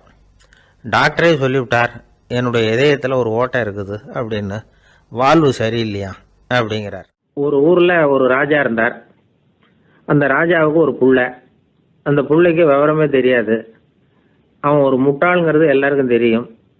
ஆனாலும் அவன் தான் அடுத்தபடியாக ஆட்சிக்கு வர வேண்டியவன். ஆட்சி பொறுப்பை ஏற்க வேண்டிய ஒருத்தன் இப்படி இருந்தால் என்ன பண்ணுறது அப்படிங்கிறது எல்லாருக்கும் உள்ள கவலை. மன்னர் அமைச்சர்களை கூட்டினார், ஆலோசனை கேட்டார் என்ன பண்ணலாம்னு. இவனை இன்னொரு நாட்டு பல்கலைக்கழகத்துக்கு அனுப்பி பார்க்கலாம், அங்கே போய் படிச்சுட்டு வரட்டும், நிறைய படிச்சுட்டு நல்ல ஞானத்தோடு திரும்பி வரட்டும், அதுக்கப்புறம் பார்த்துக்கலாம் அப்படிங்கிறது அவங்க சொன்ன ஆலோசனை. மன்னருக்கும் அது சரின்னு தோணுச்சு. மகனை வெளி தேசத்துக்கு அனுப்பி வச்சார். இவனும் போனான், ஒரு பல்கலைக்கழகத்தில் சேர்ந்தான், நிறைய படித்தான். அதுக்கப்புறம் தந்தைக்கு ஒரு கடிதம் எழுதினான். தந்தையே, நான் நிறைய படிச்சுட்டேன், இனிமேல் நாடு திரும்பலாம்னு நினைக்கிறேன் அப்படின்னு எழுதினான். மன்னருக்கு ரொம்ப மகிழ்ச்சி. அதாவது புள்ள படிச்சுட்டான் அப்படிங்கிற ஆனந்தம். உடனே பையன் திரும்பி வர்றதுக்கு ஏற்பாடு பண்ணார். இளவரசன் நாடு திரும்பினான். அதை கொண்டாடுறதுக்காக அரண்மனையில் ஒரு பெரிய விருந்துக்கு ஏற்பாடு பண்ணியிருந்தாங்க. முக்கியமானவங்கள்லாம் அதில் கலந்துக்கிட்டாங்க. அந்த விருந்துக்கு முனிவர் ஒருத்தரும் வந்திருந்தார். அவர் இளவரசன் கிட்ட போய் உட்காந்து விசாரிக்கிறார். என்னப்பா, எப்படி படிச்சிருக்கிற அப்படின்னு கேட்டார். நிறைய படிச்சுட்டு வந்திருக்கிறேங்க அப்படின்னா அவன். என்னெல்லாம் படித்த அப்படின்னாரான். எல்லாத்தையும் விவரமாக சொல்லியிருக்கிறான். அவன் அப்படி சொல்லிட்டு இருக்கும் பொழுதே முனிவர் என்ன பண்ணார், தன்னுடைய மோதிரத்தை கழட்டி உள்ளங்கையில் வச்சு அப்படியே மூடிக்கிட்டாரான். அப்படியே கையை நீட்டி அவன் முன்னாடி காட்டினார். இந்த பாருப்பா, என் கைக்குள்ள என்ன இருக்கு சொல்லு பார்க்கலாம் அப்படின்னாரான். இளவரசன் ஒரு கணம் யோசிச்சான். அதுக்கப்புறம் உங்கள் கைக்குள்ள இருக்கிறது வட்டமான ஒரு பொருள், நடுவில் ஒரு துளை இருக்கும் அப்படின்னு நானான். முனிவர் திகைச்சு போட்டார். பையன் பெரிய அறிவாளி ஆகிட்டான் போல இருக்க அப்படின்னு நினச்சுட்டார். அதுக்கப்புறம் கேட்டார், சரி, என் கையில் இருக்கிறது வட்டமான பொருள், நடுவில் துளை இருக்குங்கிறத சொல்லிவிட்டேன், அதோட பேர் என்ன அதை சொல்லு அப்படின்னாரான். இளவரசன் கொஞ்சம் யோசனை பண்ணியிருக்கான். அப்புறம் சொன்னானா, முனிவரே, நான் படித்த விஞ்ஞானம் உங்களுக்கு பதில் சொல்கிறதுக்கு உதவலை, இருந்தாலும் பதில் சொல்கிறேன், அது ஒரு வண்டி சக்கரம் அப்படின்னானா. இப்போதான் முனிவர் யோசிச்சாராம். அவருக்கு புரிஞ்சுதான், அதாவது முட்டாளை படிக்க வைக்கலாம், ஆனால் சிந்திக்க வைக்க முடியாது அப்படிங்கிறத அவர் புரிஞ்சுக்கிட்டாராம். தகவல் அறிவு ஞானமாகாது அப்படிங்கிறார் ஓஷோ. ஏன்னா தகவல்கள் மாறுதலை ஏற்படுத்துறதில்லை, ஆனால் ஞானம்ங்கிறது மாறுதலால் உண்டாகக்கூடிய ஒன்று. அதுதான் ரெண்டுக்கும் உள்ள வித்தியாசம். மனம் சரியான வழிக்கு வரணும், அதுக்கப்புறம் படிக்கிற கல்வி தான் உண்மையான கல்வி. சரி, மனம் சரியா வர்றதுக்கு என்ன வழி அப்படின்னு கேட்டால், மனிதன் முழு மாறுதலுக்கான வழிமுறை தியானம்தான் அப்படிங்கிறார் அவர். அதனால தான் நிறைய படிச்சிருக்கேன்னு சொல்கிறவன் எல்லாம் ஞானம் உள்ளவன் நினச்சிடக்கூடாது. ஒருத்தர் இன்னொரு பெரிய மனிதரை அழைச்சிட்டு அறிமுகப்படுத்தினாராம். சார் நிறைய படிச்சிருக்கார், 3 MA வாங்கியிருக்கார், ஆனால் ஒரு விஷயம், அப்பப்போ கொஞ்சம் திருடுவார், அவ்வளவுதான், மற்றபடி அவர் ஒரு பெரிய அறிவாளி தான் அப்படின்னாராம். ஒரு ஆள் இருந்தார், விலங்குகள் பேரில் அவருக்கு ரொம்பவும் பிரியம். அதனால தன்னுடைய வீட்டில் ஒரு நாயை வளர்த்தார். அதே மாதிரி கழுதையையும் வளர்த்தார். அந்த கழுதை அவர் வீட்டு கொல்லை பக்கத்தில் நின்றுகிட்டு இருக்கும். ஏதாவது பொதி சுமக்கிற வேலை இருந்ததுன்னா அதை கவனிச்சுக்கும். அந்த நாய் வீட்டுக்குள்ளே இருக்கும். நாய்க்கு அந்த வீட்டில் ராஜ உபசாரம் தான். அதுக்கு அந்த வீட்டில் ஏகப்பட்ட மரியாதை. குளிக்கிறதுக்கு தனியாக சோப்பு, 2 வேளையும் பால், பிஸ்கட்டு, மத்தியானம் சாப்பாடு. அதுக்கு ஏதாவது உடம்பு சரியில்லைன்னா உடனே ஆஸ்பத்திரி வைத்தியம். ரொம்ப கொடுத்து வச்ச நாய். அந்த வீட்டு தலைவர் வெளியில் அப்படியே நடைப்பயிற்சி போனால் கூடவே இதுவும் போகும். அவர் மட்டும் தனியாக எங்கேயாவது வெளியில் போயிட்டு வந்தால் வீட்டுக்கு வந்த உடனே அந்த நாய் அவர்கிட்ட ஓடி வரும். அப்படியே எழும்பி முன்னங்கால் 2ஐயும் அவர் தோள் மேலே போட்டுக்கும். அவர் சிரிச்சுக்கிட்டே அது தலையில் செல்லமாக தட்டுவார். அவர் ஈசி சேரில் சாஞ்சிக்கிட்டு டிவி பார்ப்பார், பேப்பர் படிப்பார். அப்போலாம் அந்த நாய் அவருடைய காலடியில் படுத்துக்கும். அப்போ கூட அவர் அது தலையை செல்லமாக தடவி கொடுப்பார். அந்த நாய் படுக்கிறதுக்குன்னே ஒரு மெத்தை, சில சமயம் அது அங்கே இருக்கிற மேஜை நாற்காலி மேலே கூட ஏறி விளையாடும். சோபாவில் ஏறி உட்காந்துக்கும். இவ்வளவு செல்வாக்காக வளர்ந்தது அந்த நாய். இதையெல்லாம் அந்த கழுதை பார்த்துக்கிட்டே இருக்குது கொல்லை பக்கத்தில் இருந்து. பார்த்துட்டு அது யோசிக்க ஆரம்பிச்சுதான், என்ன இது, இந்த வீட்டில் நாம தான் கழுதையாக உழைக்கிறோம், பொதி சுமக்கிறோம், நமக்கு ஒரு நல்ல சாப்பாடு கிடையாது, படுக்க கிடையாது, ஒரு நாளாவது நம்ம தலையையோ முதுகையோ தடவி கொடுத்தது கிடையாது. ஆனால் அந்த நாய் இந்த வீட்டுக்காக ஒரு துரும்போட அசைச்சது இல்லை. அதை போய் இந்த வீட்டில் உள்ளவங்க இப்படி தலையில் வச்சு தாங்குறாங்களே அப்படின்னு யோசிச்சுதான் அந்த கழுதை. ரொம்ப நேரம் யோசிச்சுவிட்டு அதுக்கப்புறம் ஒரு முடிவுக்கு வந்திருக்குது. சரி, இனிமேல் நாமளும் அந்த நாய் மாதிரியே நடந்து பார்ப்போம், அது மாதிரியே பிஹேவ் பண்ணுவோம், அப்போவாவது நமக்கும் அந்த மரியாதை கிடைக்குதா பார்க்கலாம் அப்படின்னு ஒரு திட்டம் போட்டுது மனசுக்குள்ள. உடனே அந்த திட்டத்தை செயல்படுத்தவும் ஆரம்பிச்சுது. அதாவது அந்த வீட்டில் அந்த நாய் என்னென்ன செய்யுதோ அதையெல்லாம் இதுவும் செய்ய ஆரம்பிச்சுட்டுது. அந்த வீட்டு எஜமான் எங்கேயோ வெளியில் சுற்றிவிட்டு ரொம்ப அசந்து போய் வீட்டுக்கு திரும்பி வந்துகிட்டு இருந்தான். உடனே இந்த கழுதை என்ன பண்ணுச்சு தெரியுமா, அவங்ககிட்ட ஓடி போச்சு. ஓடி போய் அந்த நாய் என்ன பண்ணுமோ அது மாதிரியே பண்ணிச்சு. அதாவது அந்த ஆள் தோள் மேலே தன்னுடைய முன்னங்கால் ரெண்டையும் தூக்கி போட்டுவிடுது. அந்த ஆள் பயந்து போயிட்டான். அவனுக்கு ஒன்றும் புரியல, இது ஏன் இப்படி பண்ணுதுன்னு கொஞ்சம் ஒதுங்கி நின்னான். இது அவனை சுற்றி சுற்றி வருது, நாய் மாதிரி வாழை ஆட்டிக்கிட்டே சுற்றி சுற்றி வருது கழுதை. அவன் கிடுகிடுன்னு வீட்டுக்குள்ளே ஓடினான். இதுவும் பின்னாடியே ஓடிச்சு. அங்கே போய் நாய் மாதிரியே மேஜை நாற்காலி மேலே ஏறி குதிச்சு விளையாட ஆரம்பிச்சுட்டுது. சோபாவில் ஏறி உட்காருது. மேஜையில் இருந்த சாமான்லாம் கீழே விழுந்து உடையுது. கழுதை மேஜை மேலே ஏறி குதிச்சா என்னத்துக்கு ஆகும்? அந்த ஆள் பார்த்தான், சரி இந்த கழுதைக்கு என்னமோ ஆயிட்டுது அப்படின்னு முடிவு பண்ணான். ஒரு நல்ல கயிறா பார்த்து கொண்டான்னா அது கால்லையும் கழுத்துலையும் கட்டினான். தரன்னு இழுத்துட்டு போனான். அடித்து கொல்லை பக்கத்தில் கட்டி போட்டுட்டான். அண்ணா ஆகாரம் எதுவுமே கொடுக்கல, பட்னி போட்டுட்டான். இப்போ அந்த கழுதை யோசனை பண்ணி பார்க்குதான், என்ன இது நம்ம எஜமானுக்கு இன்னைக்கு என்ன ஆயிட்டுது இப்படி? அந்த நாய் பழகிறது மாதிரி தானே நாமளும் பழகணும். ஆனால் இந்த மனுஷன் நாயை அடிக்கலை, ஆனால் நம்மளை அடிக்கிறான். இப்படி கொண்டாந்து கட்டி போட்டானே, என்ன காரணமாக இருக்கும் அப்படின்னு யோசனை பண்ண ஆரம்பிச்சுட்டு தான் அந்த கழுதை. எதுக்கு இந்த கதைன்னா, இது மாதிரியே நாம கூட சில சமயம் யோசிக்கிறது உண்டாம். இயல்புலேருந்து மாறி நடக்க ஆரம்பிச்சிட்டோம்னா பல சமயங்களில் இப்படி யோசிக்கிறது மாதிரி தான் ஆயிடும். அதனால தான் ஒரு மனுஷன் எப்படி நடந்துக்கணுமோ அப்படி நடந்துக்கிட்டாதான் நமக்கு மரியாதை. வெறி நாய் கடிச்சுட்டா மனுஷன் அது மாதிரியே ஆயிடுறான் பார்த்தீங்களா, அவனோட இயல்பு மாறி போடுது. ஒருத்தனை பார்த்து இன்னொருத்தன் கேட்டானா, வெறி நாய் உன்னை கடிச்சுட்டா நீ என்ன பண்ணுவே அப்படின்னு கேட்டிருக்கான். நான் உடனே பேப்பரும் பேனாவும் கேட்பேன் நானா இவன். ஏன் உயில் எழுதுறதுக்கான்னு கேட்டிருக்கான் அவன். இல்லை, நான் யாரையெல்லாம் கடிக்கணும்னு ஒரு லிஸ்ட் தயார் பண்ணணும்ல, அதுக்காக அப்படின்னு. ஒருத்தர் தனியா ஒரு இடத்துல கண்ணை மூடிக்கிட்டே உட்காந்துருக்கிறார். தூங்கிட்டு இருக்கிறாரா, தியானம் பண்ணிட்டு இருக்கிறாரா, எப்படி கண்டுபிடிக்கிறது? நமக்கு தெரிஞ்ச வரைக்கும் தூக்கம்னா தலை அடிக்கடி சாயும், அப்புறம் நிமிரும். தியானம்னா ஆடாம அசையாம அப்படியே இருக்கும். இதுதான் நமக்கு தெரிஞ்ச வித்தியாசம். ஆனா தூக்கத்துக்கும் தியானத்துக்கும் நிறைய வித்தியாசம் உண்டு. ஒரு முட்டாள் தூங்க போனால் முட்டாளாகவே திரும்பி வருகிறான். அதே முட்டாள் தியானம் பண்ண போனால் அவன் ஞானியாக திரும்பி வருகிறான். இப்படி எல்லாம் பெரியவங்க சொல்லி வச்சிருக்கிறாங்க. அது இருக்கட்டும், ஞானிகளுக்கும் நமக்கும் என்ன வித்தியாசம்?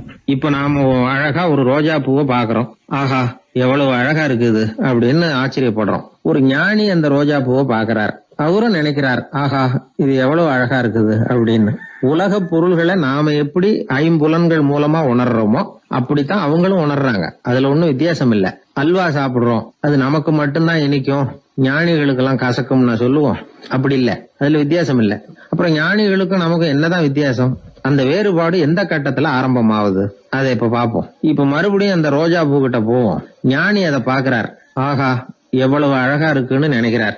அதுக்கப்புறம் அதையே நினைக்கிறது இல்ல, வேற வேலையை பார்க்க போடுவார், அல்லது இயற்கையின் ஆற்றலை பத்தி நினைக்க ஆரம்பிச்சிருவார். அவ்வளவுதான். ஆனா நாம அப்படி செய்ய மாட்டோம். நாம என்ன செய்வோம் தெரியுமா? முதல்ல அந்த ரோஜா பூவை பார்ப்போம், ஆஹா எவ்வளவு அழகா இருக்குது இந்த ரோஜா பூன்னு நினைப்போம், அந்த அழகை ரசிப்போம்.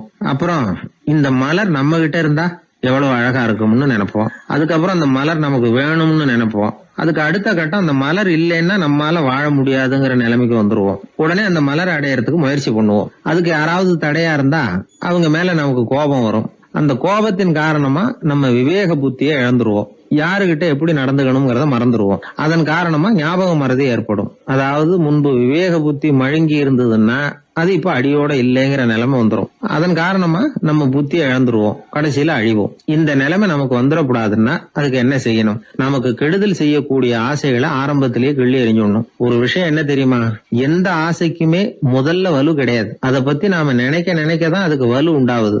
இளம் தளிரா இருந்தது இப்ப பெரிய மரமா ஆயிடுது. ஞானிகள் இந்த அளவுக்கு அதை வளர விடுறது இல்ல. அதுதான் நமக்கும் அவங்களுக்கும் உள்ள வித்தியாசம். ஒரு இளைஞன் கையில ஒரு குச்சியை வச்சுக்கிட்டு நடந்து போயிட்டு இருக்கிறான். இன்னொரு வயசானவர் கையில ஒரு குச்சியை வச்சுக்கிட்டு நடந்து போறார். அது அவருக்கு ஊன்றுகோல். அது இல்லைன்னா அவரால் நடக்க முடியாது. அது தவறி கீழே விழுந்தா அவரும் விழுந்துருவார். ஆனா அந்த இளைஞன் அப்படி இல்லை. அவனுடைய கைத்தடியை யாராவது எடுத்துட்டு போனா கூட அவன் கவலைப்பட மாட்டான். அவன் அந்த கைத்தடியை பயன்படுத்துறது மாதிரி தான் ஞானிகள் உலக பொருள்களை பயன்படுத்துறாங்க. ஆனா நம்ம மாதிரி சாதாரண ஆளுங்க அந்த வயசானவர் கைத்தடியை பயன்படுத்தினது மாதிரி உலக பொருள்களை பயன்படுத்துறோம். இதுதான் ஞானிகளுக்கும் நமக்கும் உள்ள வித்தியாசம். ஞானிங்கிறவர் பொருள்களை துறக்க மாட்டார், அதுகள் பேர்ல உள்ள பற்றுதலை தான் துறப்பார். எனக்கு தெரிஞ்ச ஞானி ஒருத்தர் இருக்கிறார். அவர் சொன்னார், 1988 ஜூன் மாதம் 1 தேதியை என்னால மறக்க முடியாதுன்னார். ஏன்னு கேட்டேன். அதுதான் எனக்கு ஞானம் வந்த நாள்னார். அப்படியா? ஆமா, அன்னைக்குதான் எனக்கு கல்யாணம் ஆச்சு, என் மனைவி பேரு ஞானம் அப்படின்னார். அதனால ஞானம் ஒவ்வொருத்தருக்கும் ஒவ்வொரு மாதிரி வரும். அதனால நாம ஞானிகளுடைய வாழ்க்கையை பார்த்து அவர்களை நெருங்க முடியுமான்னு பார்க்கணும். அந்த முயற்சி நமக்கு தேவை. அந்த வகையில நம்ம வாழ்க்கையை அமைத்து கொண்டால் வாழ்க்கையில படிப்படியா முன்னேறலாம், படிப்படியா வாழ்க்கையை அனுபவிக்க முடியும். ஒரு ஊர்ல ஒரு குரு இருந்தார். ஒரு நாள் அவரை தேடிட்டு ஒருத்தன் வந்தான். உனக்கு என்ன வேணும்னு கேட்டார் குரு. எனக்கு ஞான தெளிவு வேணும், அதுக்கு உங்க உபதேசம் எனக்கு தேவைன்னா. உபதேசம் வேணும்னா அதை பெற்றுக்கொள்ளுகிற அளவுக்கு தகுதி உள்ளவனா உன்னை தயார்படுத்திக்கணுமேன்னார். அதுக்கு நான் என்ன செய்யணும் சொல்லுங்கன்னா, முதல்ல நீ செய்ய வேண்டியது என்னன்னா, உங்ககிட்ட இருக்கிற எல்லா கெட்ட குணங்களையும் விட்டுட்டு 1 வருஷம் கழிச்சு வா, அப்புறம் பார்க்கலான்னார். அவ்வளவுதானே, சரின்னு சொல்லிவிட்டு அவன் போயிட்டான். 1 வருஷம் கழிச்சு வந்தான். அவன் அங்க வந்து சேர்ந்த சமயத்துல அந்த ஆசிரமத்தின் மண் தரைய ஒரு வேலைக்காரன் பெருக்கி சுத்தம் பண்ணிட்டு இருக்கிறான். அந்த மண் தரையிலிருந்து எழுந்த புழுதி அதிகமா இருந்தது. அது காத்துல கலந்தது. சீடனையே மறைக்கிற அளவுக்கு ஆயிட்டுது. ஒரே புழுதி மயம்.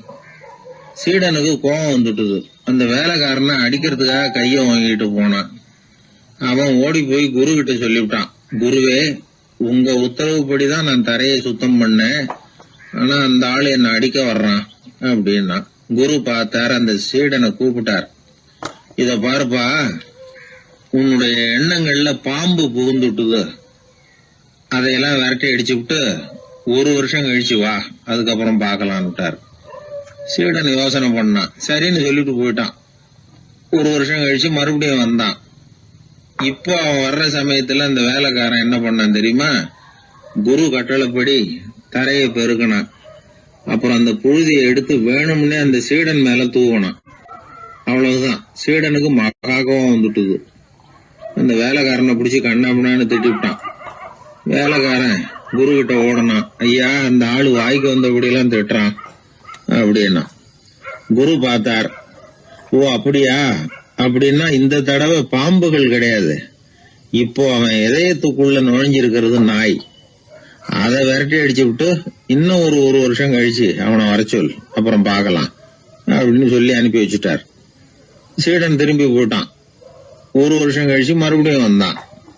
இப்போ அவன் வர்றப்போ என்ன செய்யணுங்கிறத அந்த வேலைக்காரங்கிட்ட குரு ஏற்கனவே சொல்லி வச்சிருக்கிறார்.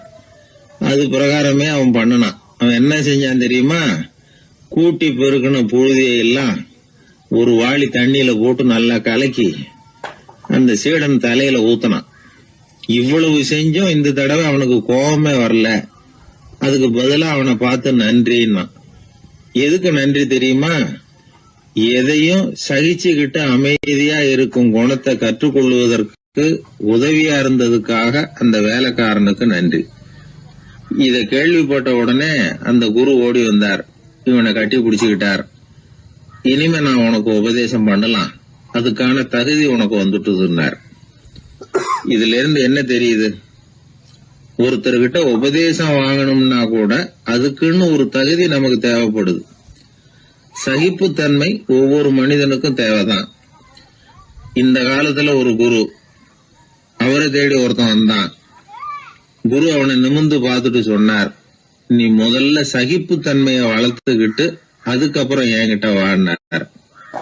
இவன் அவரை நிமிர்ந்து பார்த்துட்டு சொன்னான், குருவே, நான் உங்ககிட்ட வந்திருக்கிறதே சகிப்புத்தன்மையை வளர்த்துக்கிறதுக்காகத்தானே அப்படின்னு. ஒரு ஊர்ல ஒரு ராஜா இருந்தார். அவர் ஒரு நாள் காலையில அரண்மனையில மேல் மாடத்துல வந்து நின்றுகிட்டு இருந்தார். அப்போ ஒரு ஆள் வீதியில ரொம்ப வேகமா ஓடிக்கிட்டு இருக்கான். அதை ராஜா கவனிச்சார். அவன் மனசுல ஏதோ ஒரு தவிப்பு இருக்குங்கிறத புரிஞ்சுக்கிட்டார். உடனே அரண்மனை சேவகர்களை கூப்பிட்டார். அந்த ஆளை இங்க அழைச்சிட்டு வாங்க அப்படின்னார். இவங்க ஓடி போய் அந்த ஆளை அழைச்சிட்டு வந்தாங்க. மன்னர் முன்னாடி நிறுத்தினாங்க. மன்னர் அவனை நிமிர்ந்து பார்த்தார். எதுக்காக இவ்வளவு வேகமாக ஓடிக்கிட்டு இருக்கிற அப்படின்னு கேட்டார். இதுக்கு அவன் சொன்னா, மன்னா, நம்ம கோட்டையின் வடக்கு வாசல் இருக்கு இல்லையா, அது ஓரமா ஒரு பெரிய பாறாங்கல் கிடக்கு.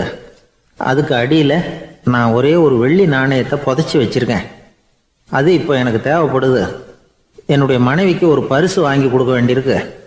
அதுக்காக தான் அவசரமாக ஓடிக்கிட்டு இருக்கிறேன் அப்படின்னா. மன்னர் யோசனை பண்ணார். அப்புறம் சொன்னார், அதுக்காகவா இப்படி ஓடுற? பரவாயில்ல, அதை பற்றி கவலைப்படாத. நான் உனக்கு 10 வெள்ளி காசுகள் தர்றேன், வாங்கிட்டு திரும்பி போ அப்படின்னார். இவன் தலையை சொரிஞ்சான். மன்னா, நீங்கள் கொடுக்கறத ரொம்பவும் மகிழ்ச்சியோடு வாங்கிக்கிறேன். இருந்தாலும் அதுக்கப்புறம் அந்த வடக்கு வாசலுக்கு போய் அங்கே இருக்கிற ஒரு நாணயத்தையும் எடுத்துக்கிட்டு போயிடுறேனே அப்படின்னானா. இதை பாருப்பா, அந்த ஒரு நாணயத்தை மறந்துடு, உனக்கு 100 வெள்ளி நாணயங்கள் தரேன்னு இருக்கார். மன்னா, ரொம்ப மகிழ்ச்சி. உங்கள் மாதிரி தாராள குணம் வேற யாருக்கும் வராது. நீங்கள் கொடுக்குற 100 நாணயங்களையும் வாங்கிக்கிறேன். இருந்தாலும் வடக்கு வாசலுக்கு போய் அதையும் எடுத்துக்கிட்டா 101 ஆயிடுமே அப்படின்னானா. இதை பாருப்பா, அந்த ஒரு நாணயத்தை மறந்துடு, அது எக்கேடாவது கெட்டு போகட்டும். நான் உனக்கு 100 பொற்காசுகள் தரேன், அதையாவது வாங்கிட்டு வந்த வழியிலேயே திரும்பி போடுன்னாரான். தங்க நாணயங்களே தரேன்னு சொல்கிறீங்க, தாராளமாக வாங்கிக்கிறேன். இருந்தாலும் வடக்கு வாசலுக்கு போய் அப்படின்னு மறுபடியும் ஆரம்பித்தான். அரசர் பொறுமை இழந்துட்டார். கடைசியாக ஒரு முடிவுக்கு வந்துட்டார். இதை பாருப்பா, உனக்கு என்னுடைய ராஜ்யத்திலேயே பாதியை கொடுத்துட்றேன், அப்படியாவது திருப்தியாக திரும்பி போ அப்படின்னாரான். மன்னா, உங்களுடைய பெருந்தன்மைக்கு ஈடு இணையே கிடையாது. தேசத்திலேயே பாதி பிரித்து கொடுக்குறேன்னு சொல்கிறீங்க, அதனால் உங்ககிட்ட ஒரு சின்ன வேண்டுகோள் அப்படின்னானா. சொல்லுன்னாராம் மன்னர் ஆர்வமா. இவன் மெதுவாக ஆரம்பித்தான். அப்படி இந்த ராஜ்யத்தை 2ஆ பிரிக்கிறப்போ அந்த வடக்கு வாசல் இருக்கிற பக்கத்தை என்கிட்டயே கொடுத்துருங்கோ அப்படின்னானா. மன்னர் அசந்து போயிட்டார். இந்த கதை எதுக்காகன்னு கேட்டால், மனம்ங்கிறது ஒரு குரங்குங்கிறத புரிஞ்சுக்கிறதுக்காகத்தான். உன்னை பிடிச்சிக்கிட்டா லேசில் விடாது. அப்படிப்பட்ட மனசை அறிவு தான் வழி நடத்தணும். அதில் தான் வாழ்க்கையின் வெற்றி அடங்கியிருக்குது. ஒரு சின்ன பையன் தெருவில் அழுதுகிட்டு இருந்தான். ஏன்பா அழுவுறேன்னு ஒரு பெரியவர் கேட்டார். 1 ரூபா காசை இங்கே தொலைச்சுட்டேன் அப்படின்னா. சரி, அதுக்காக அழாத, அதுக்கு பதிலாக 10 ரூபா தரேன், இந்தா வச்சுக்கோன்னு கொடுத்தாரு. அந்த 10 ரூபாயை வாங்கி சட்டப்பையில் போட்டுக்கிட்டு அதை விட அதிகமாக சத்தம் போட்டு அழ ஆரம்பிச்சுட்டான். மறுபடியும் ஏன்டா அழறேன்னு கேட்டார் பெரியவர். அந்த 1 ரூபாயும் கிடைச்சிட்டுதுன்னா இப்போ என்கிட்ட 11 ரூபா இருக்குமே, இப்போ 10 ரூபா தானே இருக்கு அப்படின்னு சொல்லிவிட்டு அழறான். ஒரு பெரிய அரசன் இந்த உலகம் பூராவையும் ஆண்டுகிட்டு இருந்தான். ரொம்ப காலம் அப்படி அரசாட்சி பண்ணிக்கிட்டு இருந்தான். திடீர்னு அவனுக்கும் சில எதிரிகள் முளைச்சாங்க. அவங்கெல்லாம் ஒன்று சேர்ந்து இவனை தோற்கடிச்சுட்டாங்க. தோற்று போனதும் இவனுக்கு பயம் வந்துட்டுது, எங்கே எதிரிகள் நம்ம கொண்டுடுவாங்களோ அப்படின்னு. வெளியில் வந்தால் தனக்கு ஆபத்துன்னு பயந்துக்கிட்டு யாருக்கும் தெரியாமல் ஒரு குகைக்குள்ளே போய் பதுங்கி கிடக்கிறான். நிலைமையை பாருங்கள். முதல் நாள் அரண்மனையில் அதிகாரம் பண்ணிக்கிட்டு இருந்தவன் மறுநாள் குகையில் பயந்து போய் பதுங்கி கிடக்கிறான். ராத்திரி நேரம் வந்தது, பசி வயத்தை கிள்ளுது, பிச்சை எடுத்து சாப்பிட வேண்டிய நிலைமை. பிச்சை எடுக்கிறதுக்கு பாத்திரம் வேணுமே, என்ன பண்ணுறது அப்படின்னு அங்கேயும் இங்கேயும் பார்க்குறான். ஒரு மூலையில் யாரோ விட்டுட்டு போன ஒரு ஓடு கிடக்குது. அதை எடுத்துக்கிட்டு புறப்பட்டான். இருட்டில் வழி புரியல. ஏதோ ஒரு யூகத்தில் காலை மெதுவாக எடுத்து வச்சு நடந்து போயிட்டுருக்கிறான். வழியில் ஒரு கருப்பு நாய் படுத்து கிடந்தது. இருட்டில் அவன் இது கண்ணுக்கு சரியாக தெரியல. அவனுக்கு தவறி போய் காலை வச்சுட்டான். அது மேலே நாய் சும்மா இருக்குமா, வள்ளுன்னு விழுந்து கடிச்சு விட்டுது. காலை பார்க்குறான், காலத்தையும் நினச்சி பார்க்குறான். அரண்மனையில் வீரக்கழல் அணிந்த காலை உடைய மன்னா அப்படின்னு புகழ்வாங்களே புலவர்கள்லாம். ஆனால் அது இன்றைக்கி நாய் கடித்த காலம் ஆகிட்டுதே அப்படின்னு நினைக்கிறான். அது மட்டும் இல்லை, முன்னாடியெல்லாம் பொற்கிண்ணங்களில் தான் அவன் சாப்பிடுவான். ஆனால் இப்போது உடஞ்சி போன ஓட்டு, அது ஓட்டை கையில் வச்சுக்கிட்டு நிற்கிறான். அதில் யாராவது சாப்பாடு போடுவாங்களான்னு. முன்னாடியெல்லாம் நிறைய பேர் அரண்மனைக்கு வருவாங்க. அரசருக்கு காணிக்கைன்னு சொல்லி இவன் காலடியில் கொண்டாந்து கொட்டுவாங்க. அப்போலாம் இவன் அந்த ஜனங்களுடைய முகத்தை திரும்பி கூட பார்க்கறதில்ல. ரொம்ப கர்வமாக உட்காந்துருப்பான். அதே ஆள் இன்றைக்கி எல்லார் கண்ணிலையும் படுறது மாதிரி பிச்சை எடுத்துக்கிட்டு இருக்கிறான். அப்போலாம் காணிக்கைகளை தன்னுடைய கையால் வாங்கிறது தனக்கு கௌரவ குறைச்சல்னு நினச்சி தன்னுடைய வேலைக்காரங்களை விட்டு தான் அதை வாங்க சொல்லுவான். இப்போ பார்த்தீங்கன்னா அவனே தன் கையாலேயே பிச்சை வாங்குறான். நினச்சி பாருங்கள், அந்த மனுஷன் முதல் நாள் அரசன், மறுநாள் பிச்சைக்காரன். எவ்வளோ வித்தியாசம்! செல்வம் தான் இப்படி ஒரு வித்தியாசம் ஏற்படுறதுக்கு காரணம். அப்படிப்பட்ட செல்வம் வாழ்க்கையை நடத்துறதுக்கு நமக்கு தேவை தான். ஆனால் அதையே நாம் அடைய வேண்டிய பயனாக நினைக்கிறோம் பாருங்க, அதுதான் வேடிக்கை. இதை நம்மாழ்வார் அழகாக ஒரு பாசுரத்தில் சொல்கிறார். ஒரு நாயகமாய் ஓட உலகுடன் ஆண்டவர் கருணாய் கவர்ந்த காலர் சிதைகிய பானையர் பெருநாடு காண இம்மையிலே பிச்சைதாம் கொள்வர் திருநாரணன் தாழ் காலம் பெற சிந்தித்து உய்மினோ அப்படிங்கிறார் நம்மாழ்வார். ஒரு பெரிய பணக்காரர் ஒரு துறவிகிட்ட போய், சாமி என்கிட்ட நிறைய பணம் இருக்குது, இருந்தாலும் நிம்மதி இல்லை, என்னால் நிம்மதியாக இருக்க முடியல, என்ன காரணம்னு கேட்டாராம். உடனே அந்த துறவி இதுக்கு நேரடியாக பதில் சொல்லாமல் பக்கத்தில் நின்றுக்கிட்டு இருந்த ஒரு குழந்தைய கூப்பிட்டார். அது ஓடியாந்தது. ஒரு ஆப்பிள் பழத்தை எடுத்து அது கையில் கொடுத்தார். அதை வாங்கிக்கிட்டு குழந்தை சிரிச்சுது. இன்னொரு பழத்தை எடுத்து கொடுத்தார். அதை இன்னொரு கையில் வாங்கிட்டு சிரிச்சுது. மூணாவது ஆப்பிள் எடுத்து கொடுத்தார். 2 பழத்தையும் நெஞ்சில் அணைச்சிக்கிட்டு 3வது பழத்தையும் வாங்கிறதுக்கு முயற்சி பண்ணிச்சு. ஆனால் அது உடனே நழுவி கீழே விழுந்து உருண்டு ஓடிச்சு. ஏற்கனவே இருந்ததும் விழுந்துட்டுது. இப்போ அந்த குழந்தை அழ ஆரம்பிச்சுட்டுது. இப்போ அந்த துறவி பணக்காரர்கிட்ட சொன்னாராம், குழந்தைய கவனிச்சியா, 2 ஆப்பிள் போதும்னு அது நினச்சிருந்தா இப்போ அது அழ வேண்டிய அவசியம் வந்திருக்குமா அப்படின்னாராம். எதுவுமே அளவுக்கு மிஞ்சினா துன்பந்தான். இந்த காலத்தில் இதெல்லாம் யார் காதில் வாங்குறாங்க? ஒருத்தனை நல்ல வழிக்கு கொண்டு வரணும்னு நினச்சி அவனை கூப்பிட்டு உட்கார வச்சு இந்த கதையை சொல்லிகிட்டு இருந்தாங்க. சொல்லிவிட்டு அந்த குழந்தை செஞ்சது தப்பு தானே அப்படின்னு கேட்டிருக்கிறாங்க. ஆமாம், தப்பு தான், நானாக இருந்தால் அப்படி செஞ்சுருக்க மாட்டேன் நானா இவன். 2 பழமே போதும்னு சொல்லியிருப்பியா அப்படின்னு கேட்டிருக்காங்க. அப்படி இல்லைங்க, அவர் கொடுக்க கொடுக்க ஒவ்வொரு பழமாக வாங்கி பின்னாடி வச்சுட்டு மறுபடியும் கையை நீட்டுவேன் அப்படிங்கிறானா. இவெல்லாம் எந்த காலத்தில் திருந்துறது? ஒரு நாள் காலை நேரம் ஒரு குரு படுக்கையை விட்டு எழுந்திருக்கிறார். உடனே சீடர்களை பார்த்து எல்லாரும் இப்படி வாங்கங்கிறார். எல்லாரும் வர்றாங்க வேகமாக. என்னங்க வேணும் உங்களுக்கு அப்படிங்கிற மாதிரி எல்லாரும் குருவை பார்த்தாங்க பயபக்தியோட. குரு அந்த சீடர்களை பார்த்து, இதை பாருங்கள், இப்போ நான் ஒரு சிக்கலான விவகாரத்தில் மாட்டிக்கிட்டு இருக்கிறேன், அதை நீங்கள் தீர்த்து வச்சா நல்லதுன்னார். சீடர்களுக்கு ஒன்றும் புரியல. என்ன இது இவர் இப்படி சொல்கிறாரு? நமக்குள்ள எல்லா விவகாரங்களையும் தீர்த்து வைக்கிறவர் நம்ம குருநாதர், அவருடைய விவகாரத்தை நாம் தீர்த்து வைக்கிறதா? ஆச்சரியமாக இருக்குதே, குருநாதருக்கே சிக்கலா அப்படின்னு யோசனை பண்ண ஆரம்பித்தாங்க. இருந்தாலும் ரொம்ப பணிவாக கேட்டாங்க, சுவாமி உங்களுக்கே சிக்கலா? இந்த உலகத்து சிக்கல்களுக்கும் சிரமங்களுக்கும் அப்பாற்பட்டவர் அல்லவா தாங்கள், அப்படிப்பட்ட உங்களுக்கு சிக்கல்னா அது எப்படி அப்படின்னாங்க. எனக்கு ஏற்பட்டிருக்கிற சிக்கல் அவ்வளவு பெருசு, ரொம்ப பெரிய விவகாரம் அது அப்படின்னார் குரு. கொஞ்சம் விவரமாக சொல்லுங்க அப்படின்னாங்க இவங்க. இப்போ அந்த குரு விவரத்தை சொன்னார். அதாவது நேற்று ராத்திரி நான் ஒரு கனவு கண்டேன். அந்த கனவில் நான் ஒரு பட்டாம்பூச்சியாக மாறிட்டேன். அப்படி மாறி ஒவ்வொரு மலராக பறந்து போய் உட்காந்து தேன் சாப்பிட்டேன் அப்படின்னார். சீடர்கள் இதை கேட்டதும் ரொம்ப திகைச்சு போயிட்டாங்க. என்ன இது, இது ஒரு பெரிய பிரச்சனையா?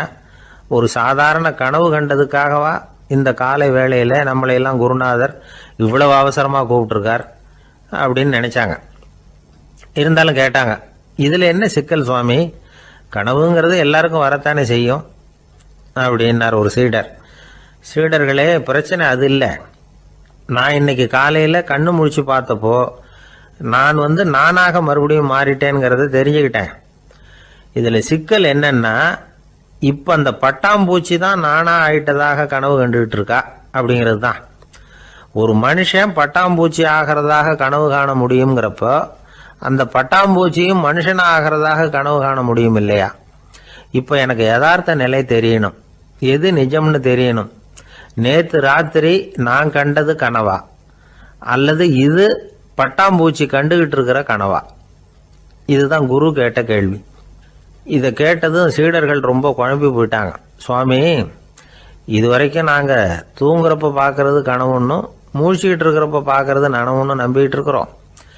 இப்போ எங்களை ரொம்ப குழப்பிட்டீங்க, இதுக்கு பதில் சொல்ல எங்களுக்கு சக்தி இல்லை அப்படின்னு சொல்லிவிட்டாங்களாம். அதுக்கப்புறம் அந்த குரு சொன்னாராம், நினைவு தான் முக்கியமான அம்சம். முடிவு கட்டம்னா பகலின் நினைவுகளை விட இரவின் கனவுகளே ரொம்ப உண்மை. ஒருத்தன் தூங்க போனால் தூங்கிக்கிட்டே இருந்தால் அவன் காணும் கனவு பொய்ங்கிறத அவன் உணர மாட்டான். ஒவ்வொரு கனவும் காணும் பொழுது அது ரொம்ப உண்மையாக தான் தெரியுது. ஒரு கனவு கூட உண்மை இல்லைன்னு கனவுல தோன்றுவதே இல்லை அப்படின்னார் குரு. அகில வாழ்வு அத்தனையும் சொற்பனம் கண்டாய் அப்படிங்கிறார் தாயுமானவர். ஆகையினால நம்ம கனவுலேருந்து நாம் என்னைக்கு முழிச்சிக்க போகிறோம் அப்படிங்கிறது தான் ஒரு முக்கியமான கேள்வி. ஒருத்தர் வந்தார், காலில் கட்டோடு வந்தார். என்னங்க காலில் கட்டுன்னேன். சார், நேற்று ராத்திரி தூக்கத்தில் எங்கள் வீட்டு கூரையில் ஏணியை சாத்தி வச்சு இறங்கினப்போ வழுக்கி விழுந்து காலை உடச்சிக்கிட்டேன்னார். உங்கள் வீட்டில் தான் ஏணியே கிடையாது சார் அப்படின்னு. உண்மைதான் சார், நான் கீழே விழுந்து முழிச்சுக்கிட்டதுக்கு அப்புறம் தானே ஏணி இல்லைங்கிறது எனக்கு ஞாபகம் வந்தது அப்படின்னார். பொங்கல் திருநாள். பொங்கல் திருநாள்னா இது ஏதோ அறுவடை திருநாள் அப்படின்னு சொல்லுவோம். அதாவது வருஷம் பூரா நாம் பாடுபட்டு அதனுடைய பலனை அனுபவிக்கிற நாள் அப்படிங்கிறது நாம் சொல்லிகிட்டு இருக்கிறது. இது முக்கியமாக இது ஒரு நன்றி அறிவிப்பு நாள் அப்படின்னு சொல்லுவாங்க. இன்றைக்கி நிறைய நன்றி அறிவிப்பு கூட்டம்லாம் நடந்துக்கிட்டு இருக்குல்ல, அது மாதிரி விவசாயிகள் நடத்துகிற ஒரு நன்றி அறிவிப்பு விழா இது. யாருக்கு நன்றி சொல்கிறாங்கன்னா ஆதவனுக்கு. அதாவது சூரியன் இல்லைன்னா விவசாயம் இல்லை. அதனால் ஆதவனுக்கு நன்றி செலுத்துகிற நாளாக இந்த பொங்கல் திருநாளை நாம் கொண்டாடுறோம். அதாவது இந்த பொங்கலில் விவசாயிகள்கிட்டேருந்து நிறைய பண்புகளை நாம் தெரிஞ்சுக்க வேண்டிய நாள் இது. விவசாயிகள் அவங்க விவசாயம் முன்னேறி இருக்கிற அளவுக்கு விவசாயிகளுடைய வாழ்க்கை தரம் முன்னேறலை. அந்த அளவுக்கு அவர்கள் நாட்டுக்காக உழைச்சிக்கிட்டு இருக்கிறாங்க. அந்த காலத்திலே அதை பற்றி ஒரு கதை சொல்கிறது உண்டு. ஒரு வயசான ஆள் நிலத்தில் ஏறு உழுதுகிட்டு இருந்தாராம். கிழிஞ்சு போன ஒரு சின்ன துண்டை தான் இடுப்பில் கட்டியிருந்தாராம். தலையில் ஒரு கந்தலை சுற்றி இருந்தார். உடம்பு பூரா சேரு, ரொம்ப ஏழை. ஏறு ஓட்டிகிட்டு இருக்கிறவர் வேறு எப்படி இருப்பார்? இருந்தாலும் அந்த ஆள் ரொம்ப ஜாலியாக பாட்டு பாடிக்கிட்டே ஏறு உழுதுகிட்டு இருந்தாராம். உடம்புல தான் அவர் ஏழையை தவிர மனசில் ஒரு ஏழையாக தெரியல. அந்த சமயத்தில் அந்த நாட்டு ராஜா அந்த பக்கமாக குதிரை மேலே வந்தாராம். வேட்டைக்கு போயிட்டு பரிவாரங்களோடு திரும்பி வந்துக்கிட்டு இருக்கிறார். ரொம்ப செல்வ செழிப்பில் இருக்கிற ராஜா அவர் இந்த வயசான விவசாயியை பார்த்துருக்கார். இந்த ஆள் ரொம்பவும் ஏழைங்கிறது அவர் பார்த்தாவே பளிச்சுன்னு தெரியுது. கட்டிக்கிறதுக்கு நல்ல துணி இல்லை, உடம்போ இழைச்சி போயிருக்குது, வயிறு முதுகில் போய் ஒட்டிக்கிட்டு இருக்கு, கண்ணு குழி விழுந்து போயிருக்குது. ஆனாலும் முகத்தை பார்த்தா சந்தோஷமாக இருக்கிற மாதிரி இருக்குது. இவ்வளோ உற்சாகமாக பாடிக்கிட்டு இருக்கிறாரே அப்படின்னு ஆச்சரியமாக நினச்சி பார்த்தார் அந்த ராஜா. சரி, அவர்கிட்ட கொஞ்சம் பேச்சு கொடுத்து பார்க்கலாம் அப்படின்னு முடிவு பண்ணார். ஐயா பெரியவரே, இப்படி கொஞ்சம் வர முடியுமான்னாராம். பொழுது போகிறதுக்குள்ளே நான் இந்த வயல் பூரா உழவு ஓட்டி ஆகணும், அதனால் பேசுகிறதுக்கு நேரம் இல்லை அப்படின்னாராம் அந்த பெரியவர். என்ன அவ்வளவு அவசரமாக? மீதி இருந்தால் நாளைக்கு உழுதக்கூடாதா?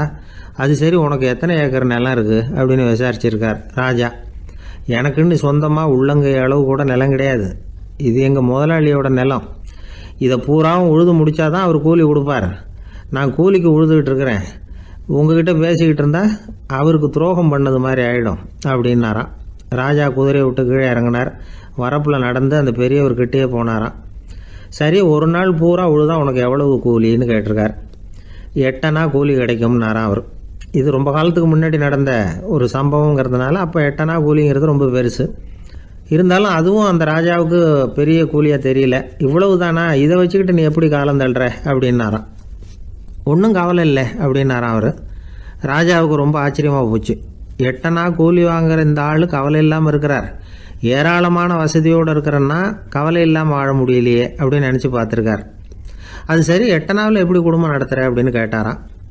எனக்கு கிடைக்கிற 8 அணாவில் 2 அணா குடும்பத்துக்கு செலவழிக்கிறேன், 2 அணா பழைய கடனுக்கு கொடுக்குறேன், 2 அணா தர்மம் செய்கிறேன், 2 அணா வட்டிக்கு கொடுக்குறேன், ஒரு குறையும் இல்லைன்னாராம். ராஜாவுக்கு ஒன்றும் புரியல. எனக்கு ஒன்றும் புரியலையேன்னு இருக்கார். ஐயா, எனக்கும் என் மனைவிக்கும் 2 அணா செலவாகுது. வயசான அம்மா அப்பா இருக்கிறாங்க, சின்ன வயசில் என்னை காப்பாற்றினவங்க அவங்க. அந்த கடனுக்கு 2 அணா செலவாகுது, அது பழைய கடன். என் தங்கச்சி ஒருத்தி ஆதரவு இல்லாத நிலைமையில் தன்னுடைய மகனோட என் வீட்டில் இருக்கிறா. அவளுக்கும் அவள் மகனுக்கும் 2 அணா செலவு பண்ணுறேன், அது தர்மம். எனக்கு 2 பிள்ளைங்க இருக்கிறாங்க, அவங்களுக்கு 2 அணா செலவு பண்ணுறேன், அது வட்டிக்கு கொடுக்கறது மாதிரி. பிற்காலத்தில் அவங்க எங்களை காப்பாற்றுவாங்க. அந்த வகையில் நான் திருப்தியோடு வாழ்ந்துக்கிட்டு இருக்கிறேன் அப்படின்னாராம். ராஜாவுக்கு அர்த்தம் புரிய ஆரம்பிச்சுதான். அந்த பெரிய நிலத்தை விலை கொடுத்து வாங்கி அந்த பெரியவருக்கே தானமாக கொடுத்துட்டாராம். இப்போ உழுதவருக்கே நிலம் சொந்தமாயிட்டுது.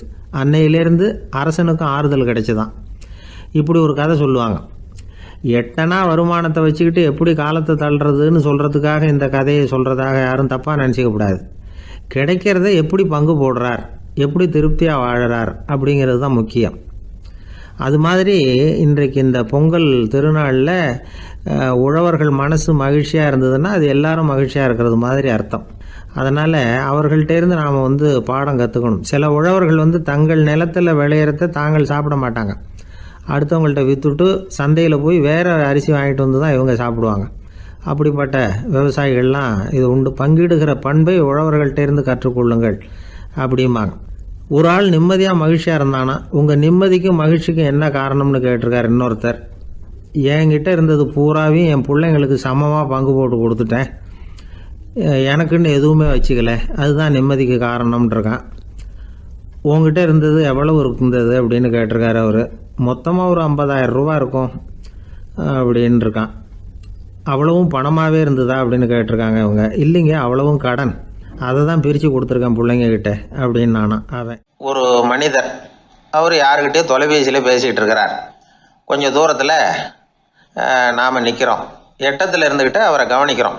அவர் ஃபோனில் பேசுகிறத, அவர் பேசுகிற வார்த்தைகள் என்ன அப்படிங்கிறது நம்ம காதில் விழலை. ஆனாலும் அவர் பேசிக்கிட்டு இருக்கிறது நல்ல செய்தியா கெட்ட செய்தியா அப்படிங்கிறத நம்மளால் யூகிக்க முடியும். மகிழ்ச்சியான செய்தியை பேசும்போது முகம் மலருது, புன்னகை பூக்குது. இதில் ஒன்று நீங்கள் கவனிக்கணும். தொலைபேசியில் நாம் பேசுகிறப்போ நம்மோட பேசுகிறவர் எதிரில் இல்லை. அவர் தொலைபேசி வழியாக நம்ம குரலை மட்டும்தான் கேட்க போகிறார், நம்ம முகத்தை அவர் பார்க்க போகிறதில்ல. அப்படி இருந்தும் அப்போ நம்ம முகம் ஏன் மலரணும் அப்படின்னா இதுதான் உடல் மொழி, பாடி லாங்குவேஜ் அப்படின்னு சொல்கிறாங்க. நம்ம அறியாமலேயே நம்ம உடம்பு செய்திகளை தெரிவிக்குது பாருங்க, அதுதான் உடல் மொழி. ஒரு மனிதர் தொலைபேசியில் பேசிக்கிட்டு இருக்கிறத நீங்கள் தூரத்தில் இருந்து கவனிச்சுக்கிட்டே அவர் நண்பரோட பேசுகிறாரா, மனைவியோட பேசுகிறாரா, குழந்தையோட பேசுகிறாரா, இல்லை மேல் அதிகாரிகிட்ட பேசுகிறாரா, அல்லது அவருக்கு கீழே பணிபுரிகிறவர்கள்கிட்ட பேசுகிறாரா அப்படிங்கிறத கண்டுபிடிக்கலாம். அதுக்கு காரணம் அவருடைய உடல் மொழி. இந்த உடல் மொழி கூட நம்ம வாழ்க்கையின் முன்னேற்றத்துக்கு பயன்படும். இதை பற்றியெல்லாம் கூட சில நிபுணர்கள் ஆராய்ச்சி பண்ணி பார்த்துருக்குறாங்க. அவங்க சில விவரங்களை சொல்கிறாங்க. குறிப்பாக ஒருத்தர் தன்னுடைய நாற்காலியில் கிட்டத்தட்ட படுத்துக்காத குறையாக உட்காந்துருக்கிறாருன்னு வச்சுக்கோங்க. எதிர இருக்கிறவர் பேசுறது அவருக்கு பிடிக்கலன்னு அர்த்தமா. தலையை சொரிஞ்சிக்கிறது, வேறு வேறு திசைகளில் பார்க்கறது, கொட்டாவி விடுறது, கால்களை மாற்றி போட்டு உட்கார்றது, களைப்பா கை விரல்களை அப்படியே பின்னிக்கிறது, அடிக்கடி கடிகாரத்தை பார்க்கறது, இப்படிலாம் ஒருத்தர் பண்ணிகிட்டு இருக்கிறாருன்னா நாம் கூடிய சீக்கிரம் அந்த இடத்த விட்டு எழுந்திரிச்சு வந்துடுறது நல்லது. ஏன்னா இதெல்லாம் அவருடைய சலிப்பு, சோர்வு, ஆர்வமின்மை இதுக்கு அடையாளங்கள். நம்முடைய பேச்சு அவரை சலிப்படைய வச்சுட்டதுன்னு அர்த்தம். அவர் ரொம்பவும் சோர்ந்து போயிட்டாருன்னு பொருள். நம்முடைய பேச்சில் அவருக்கு ஆர்வம் இல்லைன்னு அர்த்தம். அதே நேரத்தில் நாற்காலியின் நுனியில் அமர்ந்து உடலை முன்னுக்கு நகர்த்தி எதிர இருக்கிறவரின் கண்களை பார்த்துக்கிட்டே பேசினாலும் சரி அல்லது பேச்சை கேட்டாலும் சரி, உங்கள் பேரில் மற்றவங்களுக்கு உள்ள பிடிப்பு அதிகரிக்கும். நாம் எப்படிப்பட்டவருங்கிறத நம்ம உடம்பும் நடை உடை பாவனையும் அடுத்தவங்களுக்கு காட்டி கொடுத்துரும்.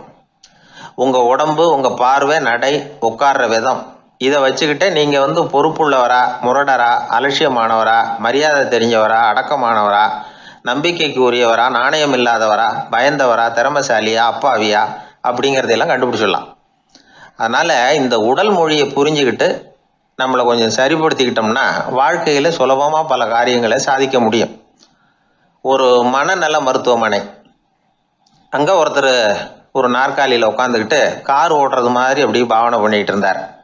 ஸ்டியரிங்கை திருப்புறது மாதிரி, பின்னாடி வர்ற வண்டியை நிற்க சொல்கிறது மாதிரி, அப்புறம் இவர் ஒதுங்கிக்கிட்டு அவருக்கு வழி விடுறது மாதிரி, இப்படிலாம் சேட்டைகள் பண்ணிக்கிட்டு இருந்தார் மனநல மருத்துவமனையில்.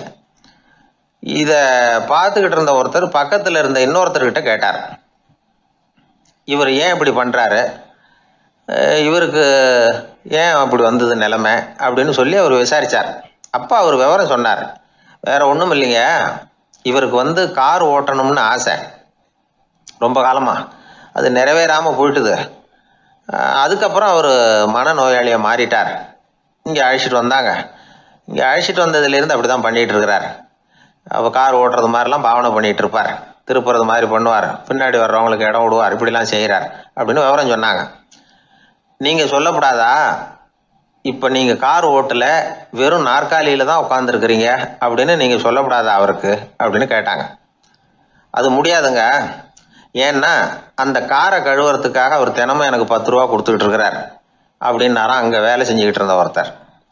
அதனால் வாழ்க்கையில நாம இந்த உடல் மொழியை புரிஞ்சுக்கணும். உடல் மொழிங்கிறது இப்போ ஆரம்பத்துல சொன்னது மாதிரி அந்த தொலைபேசியில பேசுறவங்கள தூரத்துல இருந்து பார்த்தாவே அவர் யாருக்கிட்ட பேசுறாரு என்ன பேசுறாருன்னு தெரியும். நம்ம முகத்தை நல்லா வச்சுக்கணும். உடல் மொழியை நம்ம புரிஞ்சுக்கிட்டு பயன்படுத்த ஆரம்பிச்சோம்னா எந்த முயற்சி பண்ணினாலும் அதுல வெற்றி நிச்சயம். ஒரு குழந்தை அம்மா கிட்ட போச்சு, அம்மா என்ன தூக்கிக்க. உடனே அந்த அம்மா அந்த குழந்தைய தூக்கி இடுப்புல வச்சுக்கிறாங்க. எந்த பக்கம் வச்சுக்கிறாங்க? இடது பக்கம். பொதுவா குழந்தைய தூக்குறவங்க யாரும் வலது பக்கம் இடுப்புல வச்சுக்கிறது இல்ல. விவரம் தெரியாத சில ஆம்பளைகளை அப்படி தூக்கி வச்சுக்கிட்டு அலையிறது உண்டு. ரொம்ப காலமாவே குழந்தைகளை இடுப்புல இடது பக்கமா வச்சிருக்கிற பழக்கம் தான் இருந்து வந்திருக்குது. இதுக்கு ஆய்வாளர்கள் என்ன காரணம் சொல்றாங்க தெரியுமா? அப்படி இருந்தாதான் குழந்தை சொல்றத குழந்தை நினைக்கிறத தாயினால நல்லா உணர முடியுதாம். இடது பகுதியை ஆட்சி பண்றது குறிப்பா காதின் தலைமையாக இருக்கிறது வலது பக்கம் தான். அதனால தாய் குழந்தைக்கு பதில் சொல்லவோ அது என்ன கேக்குதுங்கிறத சீக்கிரமா புரிஞ்சுக்கிட்டு நடந்துக்கவோ அதுதான் சௌரியம் அப்படின்னு ஆய்வாளர்கள் இதுக்கு காரணம் சொல்றாங்க. இதனால என்ன ஆகுதான், தாய்க்கும் குழந்தைக்கும் நெருக்கம் அதிகமாகுதான், குழந்தைக்கும் பாதுகாப்பு அதிகமா. அது மட்டும் இல்ல, ஒரு தாய் தன்னுடைய குழந்தைய இடுப்புல சுமக்கிறதுனால அவள் நினைக்கிறத அவளோட இதய துடிப்ப குழந்தை உணர்தான். 9 மாதத்துக்கு அதிகமா இருந்த இடம் இல்லையா, அதனால அவளை பத்தி நல்லா அறிந்து கொள்ளுகிற வாய்ப்பும் குழந்தைக்கு கிடைக்குது. நம்ம முன்னோர்கள் ரொம்ப காலத்துக்கு முன்னாடியே வலது கையை பார்க்க ஆரம்பிச்சிட்டாங்களாம். அவங்க பயன்படுத்திய கல் ஆயுதங்கள்லாம் வலது பக்கமா தான் தீட்டப்பட்டிருக்குது. அதுல இருந்து நமக்கு என்ன தெரியுதுன்னா வலது கையை தான் உபயோகப்படுத்தி இருக்கிறாங்கிறது தெரியுது. இப்படி எல்லாம் இருந்தா கூட இன்னைக்கு நம்மள 10ல் ஒருத்தருக்கு ஒரு பழக்கம் உண்டு, அது இடது கை பழக்கம். ஆனாலும் 2 கைகளும் ஒற்றுமையா இருக்கிறதுக்கு தான் ரொம்பவும் முயற்சி பண்ணுதான். இப்போ வலது கை பழக்கம் உள்ளவங்க பேசுறதுக்கு எழுதுறதுக்கு செயல்படுத்துற தலைமையகம் தலையின் பின்புறம் பிடரியில் இருக்குது. இடது கை பழக்கம் உள்ளவங்களுக்கு மூளையில 2 பக்கங்கள்லயும் தலைமையகம் இருக்குது. இது விஞ்ஞானிகள் சொல்றது. எத்தனையோ மேதைகள் இடது கை பழக்கம் உள்ளவங்களா இருந்திருக்கிறாங்க. அமெரிக்க மேதை பெஞ்சமின் பிராங்க்லின், இத்தாலிய ஓவியர் லியோனார்டோ டாவின்சி, இப்படி நிறைய பேர் இருந்திருக்கிறாங்க, இப்போ இருக்கிறாங்க. காலங்காலமா இயல்பாவே இடது கை பழக்கம் இருந்து வந்திருக்குது. அப்படி இருக்கிறப்போ வலது கை எப்போ இடது கைய வென்றது, ஜெயிச்சது அப்படிங்கிற விவரம் இன்னமும் யாருக்குமே புரியல, ஆய்வாளர்களுக்கும் புரியல. அவங்களும் யோசிச்சுக்கிட்டு இருக்கிறாங்க. உலகம் இடது பக்கமா தான் சுத்துது. வானத்துல இருக்கிற வெள்ளி வீதி, அப்புறம் அணுவுல இருக்கிற துணுக்குகள், உடம்புல இருக்கிற அமினோ அமிலம், இப்படி எல்லாமே இடதுபுறமா தான் இயங்கிட்டு இருக்குது. இவ்வளவு செய்திகள் இடது கைக்கு ஆதரவா இருக்கிறப்போ அது எப்படி வலது கை கிட்ட ஏமாந்தது அப்படிங்கிற ரகசியம் இன்னமும் யாருக்கும் தெரியலையா. இது சம்பந்தமா ஆராய்ச்சி பண்றவங்களுக்கு இது இன்னமும் ஒரு பிரச்சனையா தான் இருக்குதான். இப்படி இடது கை ஒதுங்கிட்டதுனால இப்பெல்லாம் வலது கைக்கு தான் மரியாதை அதிகமா போச்சு. ஒரு ஆசாமி இடது கையில கட்டு போட்டுட்டு வந்தானா, கையில என்னப்பா கட்டுன்னு விசாரிச்சிருக்கிறார் ஒருத்தர். ஒரு இயந்திரத்தை பிரிச்சு ரிப்பேர் பார்த்துக்கிட்டு இருந்தேன், மறுபடியும் அதை ஓட விட்டு பாக்குறப்போ இடது கை விரல் மாட்டிக்கிட்டது, அதுதான் கட்டு அப்படின்னு இருக்கான். நல்ல வேளை வலது கை மாட்டி இருந்தா உன்னால சாப்பிட கூட கஷ்டமா போயிருக்குமே அவர். இதுக்கு அவன் சொன்னானா, முதல்ல வலது கை தாங்க மாட்டிக்க இருந்தது, நான் தான் உடனே புத்திசாலித்தனமா அதை இழுத்துக்கிட்டு இடது கையை கொடுத்தேன் அப்படின்னு இருக்கான். இவன் எப்பேற்பட்ட புத்திசாலி பாருங்க. இந்த வலது கை இடது கைங்கிறத பத்தி அறிவியல் ஆராய்ச்சி ஒரு பக்கம் இருந்தாலும் கை சுத்தமா இருக்கணும், இது வாழ்க்கைக்கு முக்கியம். உண்மை, உழைப்பு, நேர்மை இதெல்லாம் இருந்தாதான் வாழ்க்கையில முன்னேற முடியும். அதனால இந்த இடது கை பழக்கம் வலது கை பழக்கம் எது எப்படி இருந்தாலும் அது ஒருத்தருடைய புத்திசாலித்தனத்தை பாதிக்கிறது இல்ல. அதனால வாழ்க்கையில முன்னேறதுக்கு இது ஒரு இடைஞ்சலா இருக்கிறது இல்ல. நாம நம்ம உடம்பையும் புரிஞ்சுக்குவோம், மனசையும் புரிஞ்சுக்குவோம். அப்படி புரிந்து கொண்டு வாழ்க்கையில முன்னேறுவோம். ஒரு கோவில்ல ஆன்மீக சொற்பொழிவு நடந்துகிட்டு இருக்குது. ஒரு பெரியவர் பேசிக்கிட்டு இருக்கார். கடவுளை பத்தியும் சொர்க்கத்தை பத்தியும் மனுஷனை பத்தியும் அவர் விவரமா பேசுறார். எல்லாரும் உட்கார்ந்து கேக்குறாங்க. அந்த கூட்டத்துல ஒரு தத்துவ ஞானியும் உட்கார்ந்து இருக்கிறார். அவரு அவருடைய நண்பர். பேசி முடிச்சதும் அந்த பெரியவர் மேடையை விட்டு இறங்கினார். நேரா அந்த தத்துவ ஞானி கிட்ட வந்தார். எப்படி இருந்தது என்னுடைய பேச்சு அப்படின்னு கேட்டார். நீங்க பேசினது ஒண்ணுக்கு ஒண்ணு முரண்பாடா தெரிஞ்சது அப்படின்னாரா இவரு. நான் என்ன அப்படி தப்பா பேசிவிட்டேன் அப்படின்னாரா அவரு. கடவுளை நம்புகிறவன் சொர்க்கத்துக்கு போவான்னு சொன்னீங்க, அப்புறம் நல்ல விதமா வாழறவன் சொர்க்கத்துக்கு போவான்னு சொன்னீங்க அப்படின்னாராம். இதுல என்ன முரண்பாடுன்னு கேட்டிருக்காரு அவர். இதுலதான் முரண்பாடு தெரியுது எனக்கு. அதாவது இங்க ஒருத்தன் எல்லா தப்பும் பண்ணிட்டு இருக்கிறான், அவன் கடவுளை நம்பினான்னா அவன் சொர்க்கத்துக்கு போவானா, இது என்னுடைய முதல் கேள்வி. இல்லைன்னா ஒருத்தன் எந்த தப்பும் பண்ணல, ரொம்ப ஒழுங்கா வாழ்ந்துகிட்டு இருக்கிறான், ஆனா அவன் கடவுளை நம்பல, அவன் என்ன நரகத்துக்கு தான் போவானா. கடவுள் நம்பிக்கை உள்ள ஒரு திருடன் என்ன ஆவான், எங்க போவான்.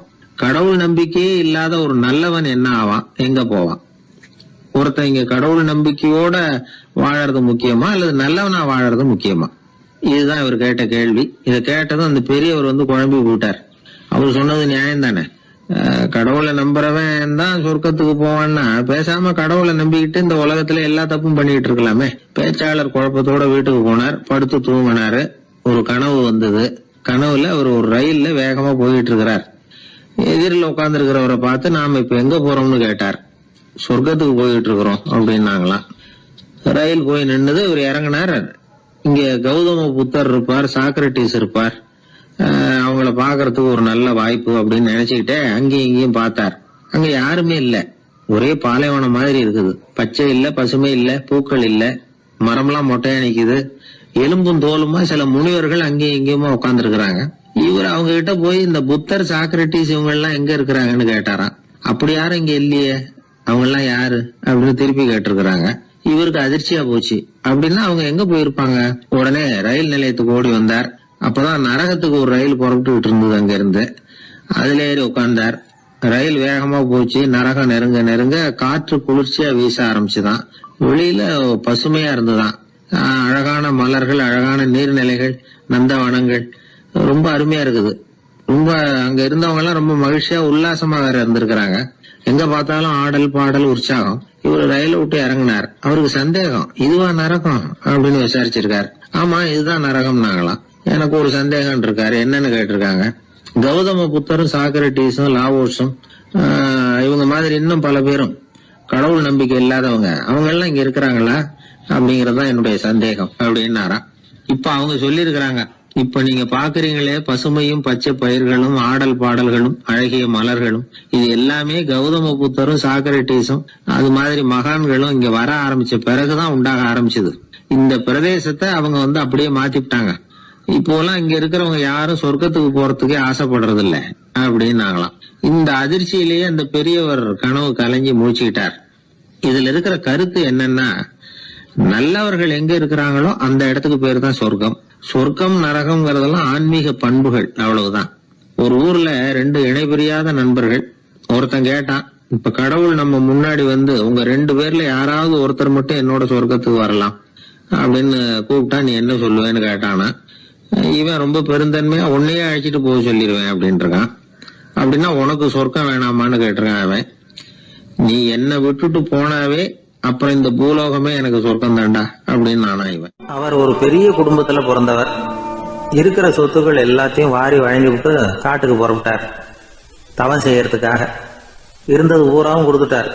இனிமே எதுவுமே இல்லை கொடுக்கறதுக்கு. அப்போ கடைசியா ஒருத்தன் கையை நீட்டினானா, ஐயா ஏதாவது கொடுங்கன்னு இருக்கான். அவர் பார்த்தார், கட்டி இருக்கிற வேட்டியை தவிர வேற எதுவுமே இல்லை. 8 முழம் பட்டு வேட்டி, ஜரிகை கரையோடு இருக்குது. கடைசியா அதை தான் எடுத்துக்கிட்டு அவர் புறப்பட்டு இருக்கார். அவர் பார்த்தார், எதிரில் அவன் பரிதாபமா நின்றுட்டு இருக்கிறான். அந்த 8 முழ வேட்டியை 2ஆ கிழிச்சார். 4 முழத்தை அவங்ககிட்ட கொடுத்தாரு. மீதி 4 முழத்தை தன்னுடைய இடுப்புல கட்டிட்டு அவர் காட்டுக்கு போயிட்டார். இவன் என்ன பண்ணான் தெரியுமா? கையில கிடைச்ச 4 முழத்தை எடுத்துக்கிட்டு கடை வீதிக்கு போனான். பழைய பட்டு வேட்டி, ஜருகை இதெல்லாம் விலைக்கு வாங்குற வணிகர் ஒருத்தர் இருக்கார். அவர்கிட்ட போனான். இதை விலைக்கு எடுத்துக்கிறீங்களா அப்படின்னு கேட்டிருக்கான். அவர் வாங்கி பார்த்துருக்கார்.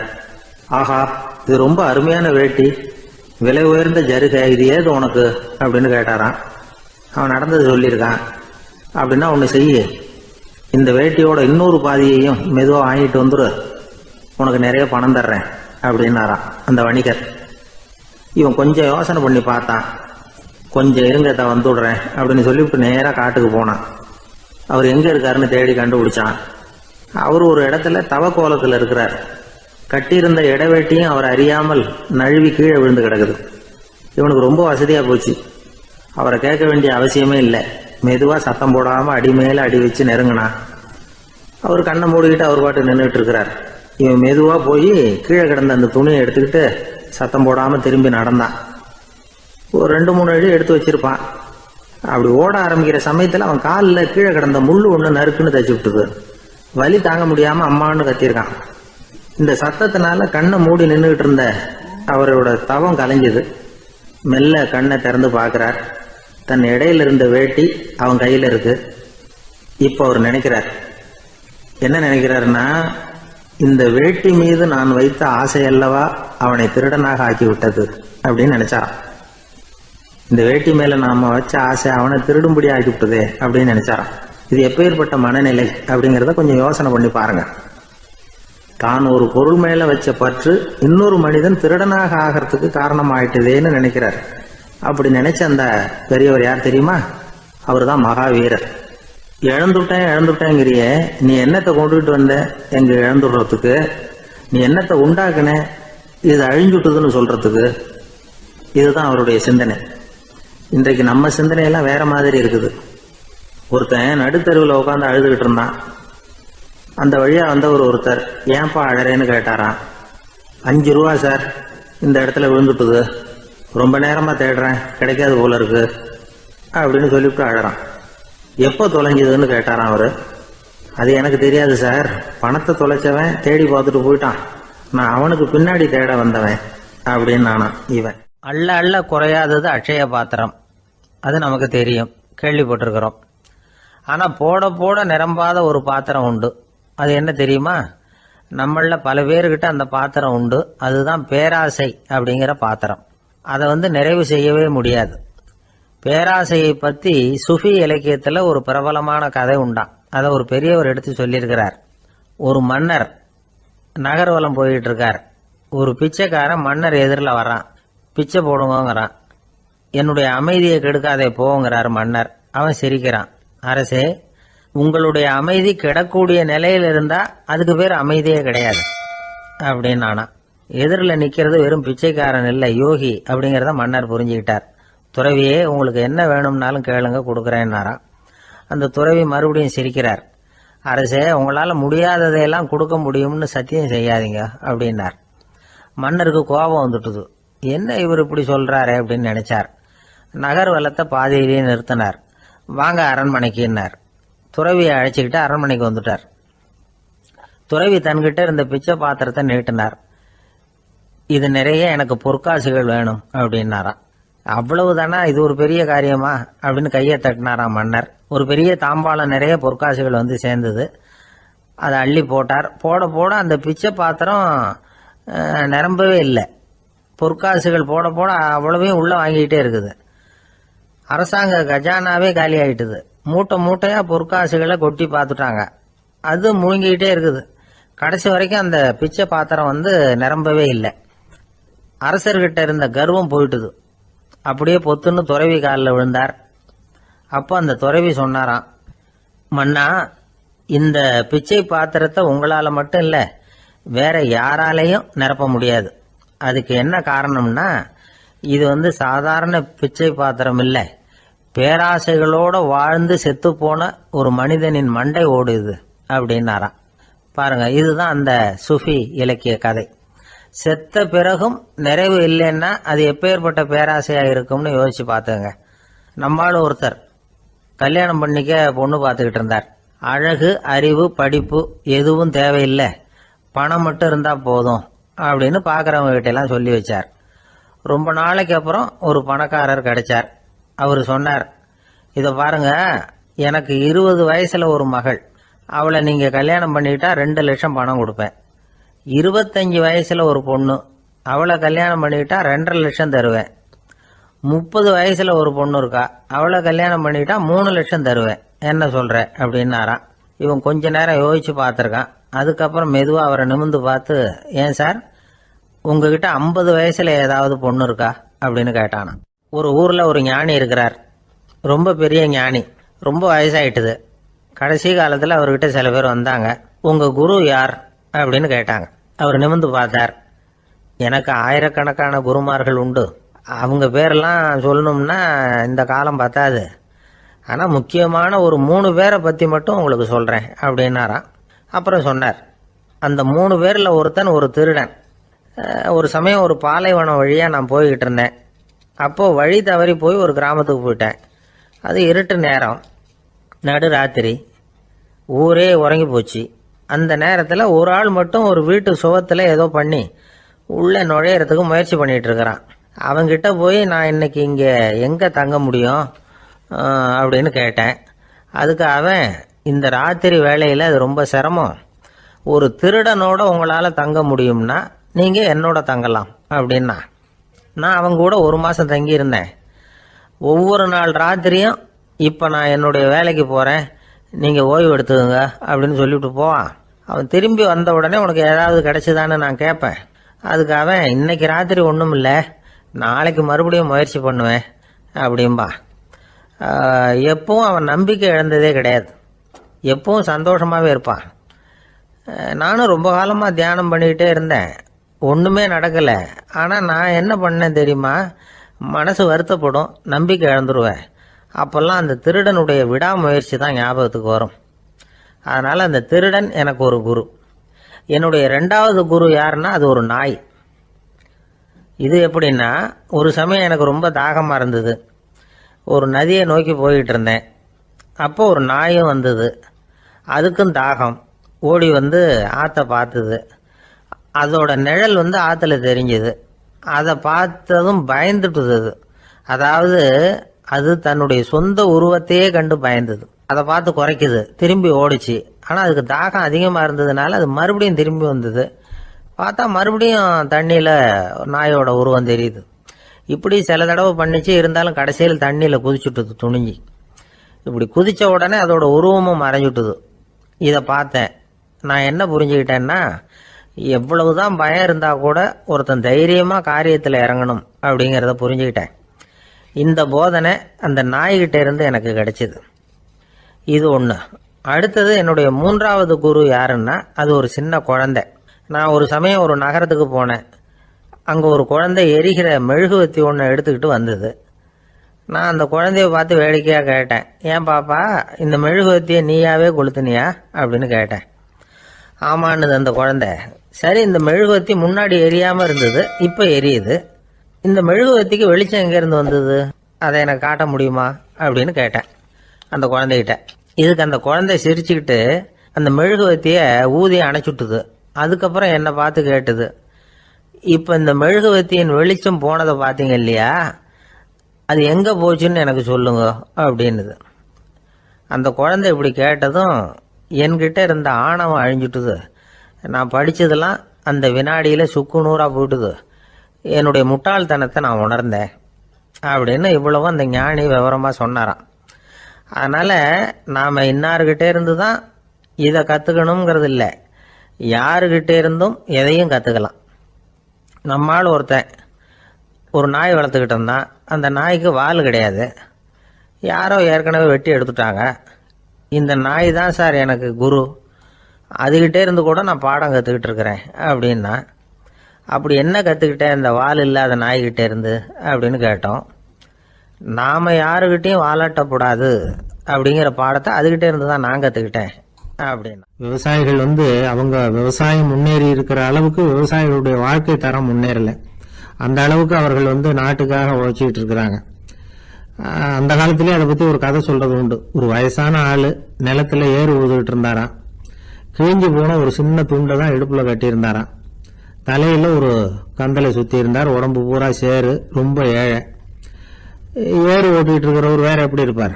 இருந்தாலும் அந்த ஆள் ரொம்ப ஜாலியா பாட்டு பாடிக்கிட்டே ஏறு ஊதுகிட்டு இருந்தாராம். உடம்புலதான் அவர் ஏழையை தவிர மனசுல ஒரு ஏழையா தெரியல. அந்த சமயத்துல அந்த நாட்டு ராஜா அந்த பக்கமா குதிரை மேல வந்தாராம். வேட்டைக்கு போயிட்டு பரிவாரங்களோட திரும்பி வந்துகிட்டு இருக்கிறார். ரொம்ப செல்வ செழிப்புல இருக்கிற ராஜா அவர். அவரு இந்த வயசான விவசாயியை பார்த்திருக்கார். இந்த ஆள் ரொம்ப ஏழைங்கிறது அவர் பார்த்தாவே பளிச்சுன்னு தெரியுது. கட்டிக்கிறதுக்கு நல்ல துணி இல்லை, உடம்போ இழைச்சி போயிருக்குது, வயறு முதுகுல போய் ஒட்டிட்டு இருக்கு, கண்ணு குழு விழுந்து போயிருக்குது. ஆனாலும் முகத்தை பார்த்தா சந்தோஷமா இருக்கிற மாதிரி இருக்கு.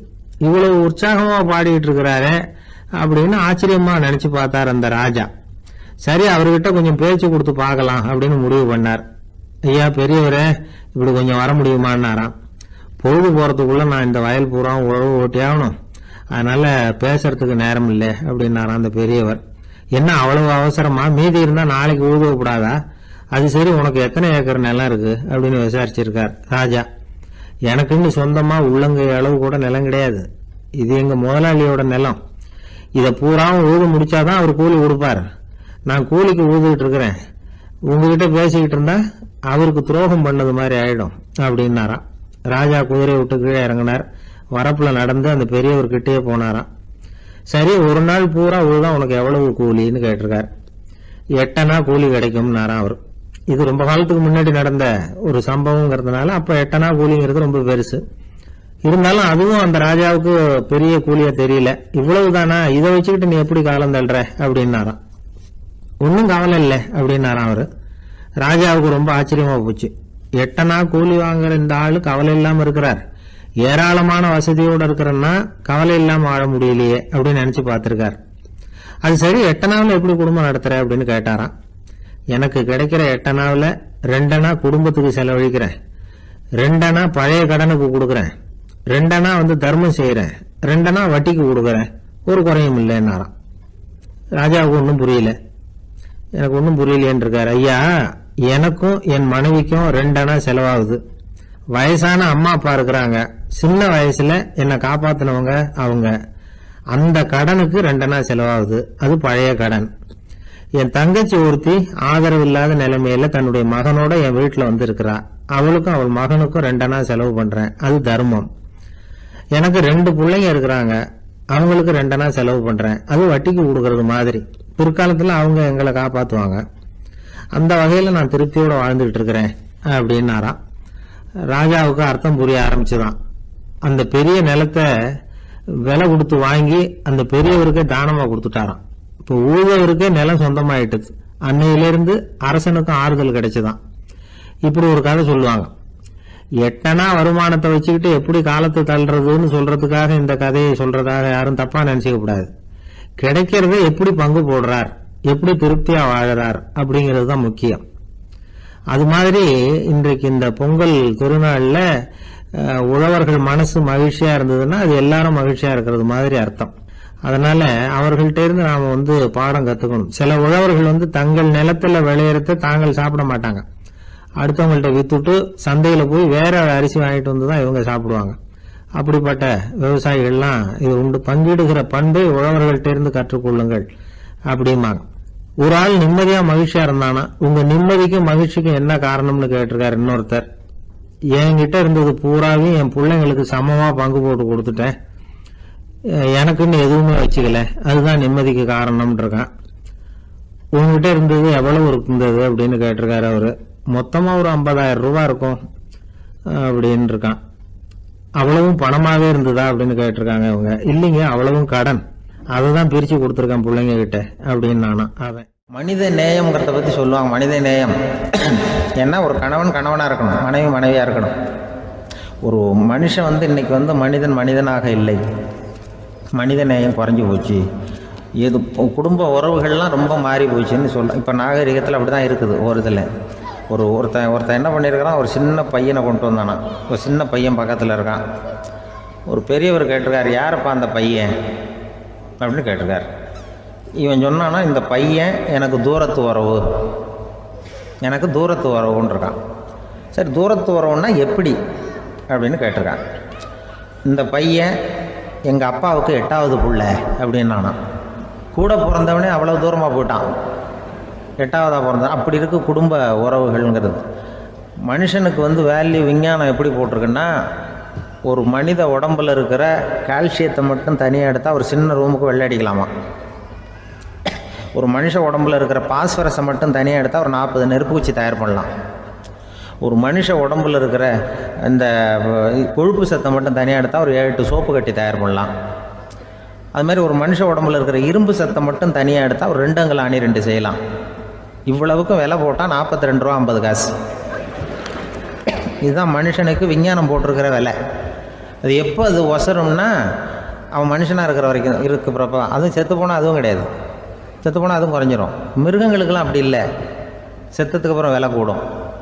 அங்கெல்லாம் எல்லா ஊர்லேயும் பார்த்திங்கன்னா உயிர் கோழி 50 ரூபா, உரிச்ச கோழி 60 ரூபான்னு போட்டிருக்கோம். செத்ததுக்கு அப்புறம் 10 ரூபா அதிகம். மனுஷன் நீ உயிர் மனுஷன் 42 ரூபா 50 காசு, செத்ததுக்கு அப்புறம் 52 ரூபான்னா நீயே வச்சுக்கிடாது, எனக்கு இது கண்டுபிடும். அவன் எப்போ அவனுக்கு வேல்யூ கூடும்னா, மனிதன் மனிதனாக வாழும்பொழுது தான் வேல்யூ கூடும். குடும்பத்தில் அந்த அந்த பாசத்தோடு வாழணும்னு கடவுள்கிட்ட கேட்டு சொன்னாங்களே, அதுதான். இந்த சமூகங்கிறதும் ஒரு பெரிய குடும்பம்தான். அதனால தான் இந்த நாட்டுக்கு உள்ள பெருமையை எல்லாரும் ஒற்றுமையாக இருந்தால் எதையும் சாதிக்கலாம்ங்கிறது தான் இந்த நாட்டுக்கு உள்ள பெருமை. அப்படி நிரூபித்தோம். அதனால் சமூகங்கிறதும் ஒரு குடும்பம் மாதிரி இருக்கிறது தான் பெருசு. இப்போ சில இதெல்லாம் இப்போ ஜாதி மத வேறுபாடெல்லாம் நம்முடைய முன்னேற்றத்தை தடுக்கும். விலங்குகள் நம்மளோட மேலானது. அதான் ஒரு ஊரில் ஒரு சிவன் கோயில் இருந்து தான். சிவன் கோயிலில் அந்த புறாவெல்லாம் வளர்ந்துக்கிட்டு இருந்திருக்கு. அந்த மாடத்தில், சிவன் கோயில் மாடத்தில் புறாவெல்லாம் கூடியிருந்திருக்கு. உடனே அதுக்கு கும்பாபிஷேகம் பண்ணுறதுக்காக ஊரில் திட்டம் போட்டாங்க. சிவன் கோயிலுக்கு வெள்ளடிக்க ஆரம்பித்தாங்க. வர்ணம் பூச ஆரம்பித்ததும் அதுக்கு சாரம் கட்டுவாங்கல்ல, அந்த குச்சியெல்லாம் வச்சு சாரம் கட்டுவாங்க. உடனே இந்த புறாவெல்லாம் என்ன பண்ணிச்சா, இனிமேல் நம்ம இங்கே வெள்ளை அடிக்கிறாங்க, கும்பாபிஷேகம் வருது, நம்ம இங்கே குடியிருக்க முடியாது, எதிர்த்தாப்புல எங்கே போகலான்னு பார்த்துருக்கு. இந்த உயரம் கோபுரத்தில் இருந்த புறாவெல்லாம் எதிர்த்தாப்புல ஒரு மாதா கோயில் இருந்திருக்கு, சர்ச்சு. அங்கே சில மாடங்களில் புறாவெல்லாம் இருக்குது, சில மாடம் இருக்குது. உடனே நம்மளாம் அங்கே போயிடும் கொஞ்சம் காலத்துக்குன்னு எல்லாம் புறப்பட்டு இந்த மாதா கோயிலுக்கு போயிடுது. அங்கே போனால் அங்கே இருக்கிற புறாவோடு சேர்ந்து இதுவும் குடியிருந்துகிட்ருக்கு. கொஞ்ச நாள் என்னாச்சு, அங்கே கிறிஸ்மஸ் வந்துட்டுது. கிறிஸ்மஸ் வந்ததும் சரி இங்கேயும் வெள்ளடிக்க ஆரம்பிக்கிறாங்க. நம்ம மறுபடியும் எங்கடா போகிறதுன்னு பார்த்தா அங்கே இருக்கிற புறாவோட சேர்ந்து இதுவும் சேர்ந்து நேராக ஒரு பள்ளிவாசல் இருந்தது. எதுக்கு அங்கே இருக்கிற மாடத்தில் போய் அங்கே குடியேறிட்டுது எல்லாம். அங்கே போனால் அங்கே ரமலான் மாதம் ரம்ஜானுக்காக அதையும் புதுப்பிக்க ஆரம்பித்தாங்க. இது என்ன பண்ணுறதுன்னு சொல்லி இந்த 3 செட்டு புறாவும் சேர்ந்து என்ன பண்ணிச்சு, எங்கே போகலான்னு பார்த்தா மறுபடியும் அதுக்குள்ளே இந்த சிவன் கோயிலில் கும்பாபிஷேகம் முடிஞ்சு போச்சான். முடிஞ்சிருக்கு, அங்கே போடுவோம் எல்லாருன்னு சொல்லி எல்லா புறாவும் அந்த சிவன் கோயிலுக்கு வந்துட்டுது. அங்கே போய் மாடத்தில் அதை குடியிருந்துட்டுது. அப்போ திடீர்னு ஒரு நாள் பார்த்தா ஒரே கலவரம் பூமியில் எல்லாம் ஒருத்தன் அருவாளை தூக்கிட்டு நிற்கிறான், குச்சி எடுத்து ஒருத்தனை சுட்டுக்கிறான். ஒரே கலவரம், சத்தம், ஒரே மத கலவரம் வந்துட்டுது ஊரில். அப்போது புறாவெல்லாம் மாடத்தில் இருந்துக்கிட்டு ஒரு குஞ்சு புறா அவங்க அம்மாட்ட கேட்டு தான், இது என்ன, இந்த மனுஷனுக்கு என்ன ஆச்சு, இந்த மனுஷனுக்கு என்ன ஆச்சு, அவன் கத்தியை தூக்கிட்டு நிற்கிறானே அப்படின்னு கேட்டு தான். ஒரு குஞ்சு புறா அவங்க அம்மாட்ட கேட்டு தான், அம்மா புறா. இப்போ அம்மா அந்த புறா சொல்லித்தான், மனுஷனுக்கு இப்போ மதம் பிடிச்சிருக்கு, அதான் கத்தியை தூக்கிட்டு நிற்கிறான் அப்படின்ருக்கு. இப்போ நமக்கெல்லாம் பிடிக்கலையே அப்படின்னு தான். அப்போ அந்த புறா சொல்லித்தான், அந்த பாருமா, நாம் இந்த சிவன் கோயிலில் இருந்தாலும் நமக்கு புறான்னு தான் பேர், இந்த மாதா கோயிலுக்கு போனாலும் நமக்கு புறான்னு தான் பேர், பள்ளிவாசலுக்கு போனாலும் நமக்கு புறான்னு தான் பேர். அந்த மனுஷன் அப்படி இல்லை. அவன் இங்கே இருக்கிற வரைக்கும் இந்துன்னு சொல்லுவான், அங்கே மாதா கோயில் இருந்தான்னா கிறிஸ்தவன்னு சொல்லுவான், பள்ளிவாசலில் இருந்தான்னா முஸ்லீம்னு சொல்லுவான். அப்போ குஞ்சு புறா அது என்ன இப்படி பண்ணுறாங்க மனுஷங்க, இப்போ அவங்கள விட நம்ம வசதி போல் இருக்க, நம்ம தேவலாம் போல் இருக்க அப்படின்னு தான் அந்த குஞ்சு புறா. அப்போ அந்த தாய் புறா சொல்லித்தான், உண்மைதான், அதனால தான் நம்ம மேலான இடத்துல இருக்கிறோம், அவன் கீழே நிற்கிறான் என்னமோ அப்படின்னு சொல்லித்தான். இதுதான் அந்த குடும்பம்ங்கிறது, சமுதாயம்ங்கிறது ஒரு பெரிய குடும்பம். அது இந்த புறாகிட்டேருந்து மனுஷன் கற்றுக்க வேண்டியிருக்கு. அப்படி இருக்குது இன்றைக்கி மனுஷனுடைய நிலைமை. அதை புரிஞ்சுக்கணும். அப்படி தான் ஒவ்வொரு இதுலேயும் நாம் நடந்து கொள்ள வேண்டியிருக்குது. மிருகங்கள்டேருந்து கற்றுக்கிற வாய்ப்பெல்லாம் இருக்குது. அப்படி சொல்லுவாங்க. ஒருத்தர் வேகமா வந்தார், அவசரமா ஒரு செய்தித்தாள் வாங்கினார், அதை விட வேகமா அங்கேயே நின்றுகிட்டு அதை புரட்டினார். ஒரு நிமிஷம் என்னத்தையும் ஆர்வமா பார்த்தார். அதுக்கப்புறம் நிதானமா பேப்பரை மடிச்சு வச்சுக்கிட்டு அவசரம் இல்லாம நடந்து போனார். அவர்கிட்ட மெதுவா போய், அப்படி என்னத்த சார் அவ்வளவு ஆர்வமா பாத்தீங்க அப்படின்னு கேட்டோம். கடையில பேப்பர் வாங்கின உடனே முதல் காரியமா அதை பாத்துருவேன் சார் அப்படின்னார். ஏதேன்னு கேட்டோம். அதுதான் சார் ராசி பலன், அதை பார்த்தாதான் எனக்கு எல்லாமே சரியா ஓடும் அப்படின்னார். அது சரி சார், ராசி பலன்ல என்ன போட்டிருக்கு அப்படிங்கறத பாக்குறீங்க, சரி அதுல போட்டிருக்கிறது பிரகாரம் அன்னைக்கு சரியா நடக்குதா அப்படின்னு கேட்டோம். நடக்குதா இல்லையான்னு எல்லாம் சரி பார்த்துட்டு இருக்க மாட்டேன் சார், காலையில அதை பார்க்கணும், அதுல ஒரு ஆவல், அவ்வளவுதான். கிட்டத்தட்ட எல்லாருமே இதே மாதிரி ஒரு ஆர்வத்துலதான் அதை பார்த்துட்டு இருக்கிறாங்க. ராசி பலன் பாக்குற பழக்கம் தமிழர்கள் கிட்ட ரொம்ப அதிகமா இருக்குதுங்கிறார் ஒரு பேராசிரியர். அவர் எழுதியிருந்த ஒரு ஆய்வு கட்டுரை ஒண்ணு சமீபத்துல படிச்சோம். ராசி பலன் போடாம வர்ற நாளிதழ்கள் இங்க ரொம்ப குறைச்சல், அது போட்டாதான் அதிகமா விற்பனை ஆகுது. அதனால அதுல நம்பிக்கை இல்லாதவங்க கூட அதை போட்டுக்கிட்டு இருக்கிறாங்க. ரொம்ப வேடிக்கை சார், மெட்ராஸ்ல பேப்பர் வாங்கி தன்னோட ராசி பலன் பார்த்துட்டு பெங்களூர்ல ஓடுற குதிரை மேல பணம் கட்டுறவங்களும் உண்டு. ராசி பலன் பார்த்துட்டு லாட்டரி சீட் வாங்குறவங்களும் உண்டு. இந்தியாவில் அச்சாகிற மொத்த லாட்டரி சீட்ல 70% தமிழ்நாட்டுல தான் விற்பனை ஆகுதான். இது முன்னாடி இங்க அனுமதி இருந்த காலத்துல உள்ள கணக்கு.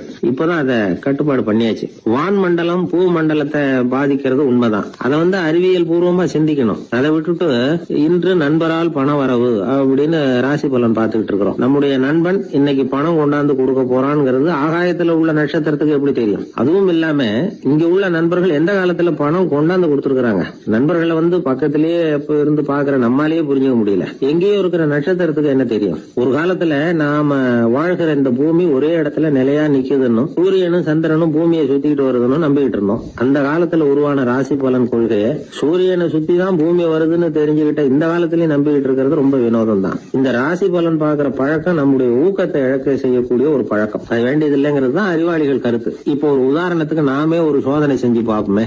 ஒரே நாள் வந்த தினசரி பேப்பர்கள் சிலதை எடுத்துக்கிட்டோம். அதுல ஒரே ராசிக்கு ஒவ்வொரு பேப்பர்லயும் என்ன பலன் போட்டிருக்கு பாக்கலாமா? என்னுடைய நண்பர் ஒருத்தர் ராசிக்கு ஒவ்வொரு செய்தித்தாள்லயும் என்ன ராசி பலன்னு பார்த்தோம். ஒரு பேப்பர்ல செலவும் சிரமமும் அப்படின்னு போட்டிருக்கு, இன்னொரு பேப்பர்ல சுலபமாக நன்மை அப்படின்னு போட்டிருக்கு. இதுல எதை நம்புறது? நீங்களும் ஒரு நாள் இதை சோதிச்சு பாருங்க. பல பேப்பரை வாங்கி உங்க ராசிக்கு ஒவ்வொரு பேப்பர்ல என்ன போட்டிருக்குன்னு பாருங்க. எல்லாம் ஒரே விதமா இருக்காது, மாறி மாறி இருக்கும். என்னுடைய நண்பர் ஒருத்தர் நானும் ஒரு நாள் கடையில பேப்பர் வாங்கணும். நண்பர் ராசி பலன்ல எல்லாம் ரொம்ப நம்பிக்கை இல்லாதவர். இருந்தாலும் நான் பேப்பர் வாங்கின உடனே உங்க ராசி என்ன சொல்லுங்க, பலன் என்னன்னு பாக்கலாம்னு. அவர் சிரிச்சுக்கிட்டு அதெல்லாம் டூப்புங்க, அதை ஏன் பாக்குறீங்கன்னார். சும்மா சொல்லுங்கன்னு. என் ராசி தனுசு, அதுல பண வரவுன்னு போட்டிருக்கோம் அப்படின்னாரு. நான் பார்த்தேன், ஆச்சரியப்பட்டு போயிட்டேன். பண வரவுன்னு தான் போட்டிருக்கு சார், அது எப்படிங்க பாக்காமலே கரெக்டா சொல்லிவிட்டீங்க அப்படின்னு கேட்டேன். அவர் மெதுவா கிட்ட காதோட காதா சொல்றார், அந்த பேப்பருக்கு தினமும் ராசி பலன் எழுதி கொடுக்கறதே நான் தான் சார் அப்படின்னார்.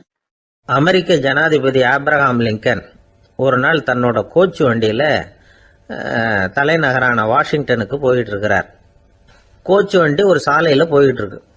அந்த சாலைக்கு ஒரு பக்கத்துல பயங்கரமான சதுப்பு நிலம். சதுப்பு நிலம்னா அது புதைகுழி, புதை மணல்ங்கிறோம்ல, அது மாதிரி. அந்த சதுப்பு நிலத்துல யாராவது மாட்டிக்கிட்டா அவ்வளவுதான், ஆளை கொஞ்சம் கொஞ்சமா உள்ள அமுக்கிவிடும். தப்பிச்சு கரையேறது கஷ்டம். அப்படிப்பட்ட நிலம் அது. ஆப்ரஹாம் லிங்கன் ஏதோ ஒரு முக்கியமான அரசாங்க வேலையா போயிட்டு திரும்பி வந்துகிட்டு இருக்கிறார். அதனால அந்த சமயத்துல அவர் விலை வசந்த ஆடைகளை அணிஞ்சிருக்கிறார். அப்படி அவர் அந்த கோச்சு வண்டியில வந்துகிட்டு இருக்கிறாரு. அந்த சமயத்துல ஒரு காட்சி அவர் கண்ணுல பட்டுட்டுது. என்ன தெரியுமா? ரோட்டுக்கு பக்கத்துல இருந்த சதுப்பு நிலத்துல ஒரு இளம் பன்றி குட்டி சிக்கிக்கிட்டு தவிச்சுக்கிட்டு இருக்குது. பரிதாபமா கத்திக்கிட்டு இருக்குது. அதை பார்த்தார் லிங்கன். அவருக்கு என்ன மாதிரி ஆயிட்டுது. உடனே வண்டியை நிறுத்த சொன்னார். கீழே இறங்கினார். தன்னோட விலை வசந்த ஆடைகளை பத்தி லட்சியம் பண்ணவே இல்லை. தனக்கே ஆபத்து வரலாம்ங்கிறத பத்தியும் கவலைப்படல. தான் ஒரு குடியரசுத் தலைவருங்கிறத பத்தியும் அவர் நினைச்சு பார்க்கல. நேரம் அந்த சதுப்பு நிலம் பக்கமா போனாரு. அந்த சேத்துல இறங்கி பன்றிக்குட்டியை காப்பாத்தி கரைக்கு கொண்டுட்டு வந்து சேர்த்துட்டார். அதுக்கப்புறம் நிம்மதியா கோச்சு வண்டியில ஏறி வெள்ள மாளிகைக்கு வந்து சேர்ந்தார். ட்ரெஸ், உடம்பு பூரா சேரு சகதி. பாக்குறவங்களுக்கெல்லாம் ஆச்சரியமா போச்சு. அவங்களுக்கு ஒன்றும் புரியல. இவர் நேரா ட்ரெஸ்ஸு மாத்திக்கிறதுக்காக போனாரு. கோச்சு வண்டி ஓட்டிட்டு வந்தவன் கிட்ட போய் எல்லாரும் கேட்டாங்க, என்ன ஆச்சு அப்படின்னு. அவர் வர்ற வழியில நடந்த விவரத்தை சொன்னார். ஆப்ரஹாம் லிங்கனுடைய இந்த இறக்க குணத்தை எல்லாரும் பாராட்டினாங்களாம், புகழ்ந்தாங்களாம். ஆனா இதுக்கு லிங்கன் என்ன பதில் சொன்னார் தெரியுமா? தயவு பண்ணி இந்த புகழ்ச்சியான பேச்சையெல்லாம் ஒதுக்குங்க, அதெல்லாம் வேணாம். அந்த சின்ன பிராணி சகதியில மாட்டிக்கிட்டு துடிச்சுக்கிட்டு இருந்தது, அதை பார்த்தேன். உடனே என்னுடைய இதயத்துல ஒரு முள்ளு தைச்சது மாதிரி ஒரு உணர்வு.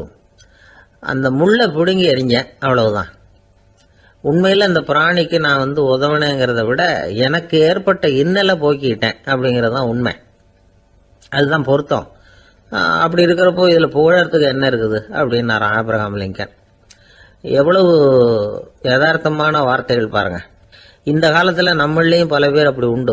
நீச்சல் தெரியாத ஒரு ஆளு தண்ணியில இறங்கிட்டான். தண்ணி ஆழம்ங்கிறது அப்புறமா தான் தெரிஞ்சுது. தத்தளிக்க ஆரம்பிச்சுட்டான். வாழ்னு கத்துறான். கரையில நின்றுட்டு இருந்த ஒருத்தர் இதை பார்த்தார். உடனே அவருக்கு இதயத்துல முள்ளு தைச்சது மாதிரி ஒரு உணர்வு. உடனே குபீர்னு தண்ணியில பாஞ்சார். அவரை காப்பாத்தி கரைக்கு கொண்டுட்டு வந்து சேர்த்தார். இத பார்த்துக்கிட்டு இருந்த இன்னொருத்தர் காப்பாத்தின அந்த ஆளை பாராட்டி புகழ்ந்தார். என்ன புகழாதீங்க சார் அப்படின்னார் அவர். ஏன்னு கேட்டார் இவர். நான் அந்த ஆளை ஏன் காப்பாத்தினேன் தெரியுமா? அவன் நேத்துக்கு என்கிட்ட 300 ரூபா கடன் வாங்கியிருக்கிறான். இவன் தண்ணியில போட்டான்னா நான் கொடுத்த கடனும் தண்ணியில போடும். அதனாலதான் விழுந்து காப்பாத்தினேன் அப்படின்னா அந்த ஆள். ஒரு ஊர்ல ஒருத்தர் இருந்தான். ஒரு நாள் காலையில எழுந்திருச்சான். ஒரு 10 ரூபாய் எடுத்து சட்டை பையில வச்சுக்கிட்டான். கடை தெருவுக்கு புறப்பட்டான். காய்கறி வாங்குறதுக்காக அவன் போகிறான். காய்கறி சந்தைக்கு போய் சேர்ந்தான். கத்திரிக்காய் 4 கிலோ கொடுங்கன்னா கொடுத்தாங்க. காசு கொடுக்கறதுக்காக சட்டப்பையில் கையை விட்டான். பணத்தை காணும். 10 ரூபாயை சட்டப்பையில் வச்சுக்கிட்டு தான் வந்தான். அது இப்போ அங்கே இல்லை. வழியில் எங்கேயும் அது விழுந்துடுது போல் இருக்கு. அல்லது யாராவது திருடர்கள் தெரியாமல் அதை எடுத்துக்கிட்டு போட்டாங்களா என்னன்னு தெரியல. எப்படியோ 10 ரூபாயை அவன் இழந்துட்டான். கையில் காசு இல்லை. அதனால் கத்திரிக்காயை திருப்பி கொடுத்துட்டு கவலையோட வீட்டுக்கு திரும்பி வந்தான். அதையே நினச்சிக்கிட்டு இருந்தான். அவனுக்கு துக்கம் அதிகமாக போச்சு. அழ ஆரம்பிச்சிட்டான். காய்கறிகள் வாங்கிட்டு வந்து ஆனந்தமாக சமைச்சு சாப்பிட்லாம்னு நினச்சோம். அது முடியாமல் போச்சேங்கிற கவலை அவனுக்கு. அதனால் அதை மறக்கவே முடியல. இது நடந்து கொஞ்ச நாள் ஆச்சு. அதே மனுஷன் இன்னொரு நாள் அதே மாதிரி புறப்பட்டான். பணத்தை எடுத்து பையில் வச்சுக்கிட்டான்.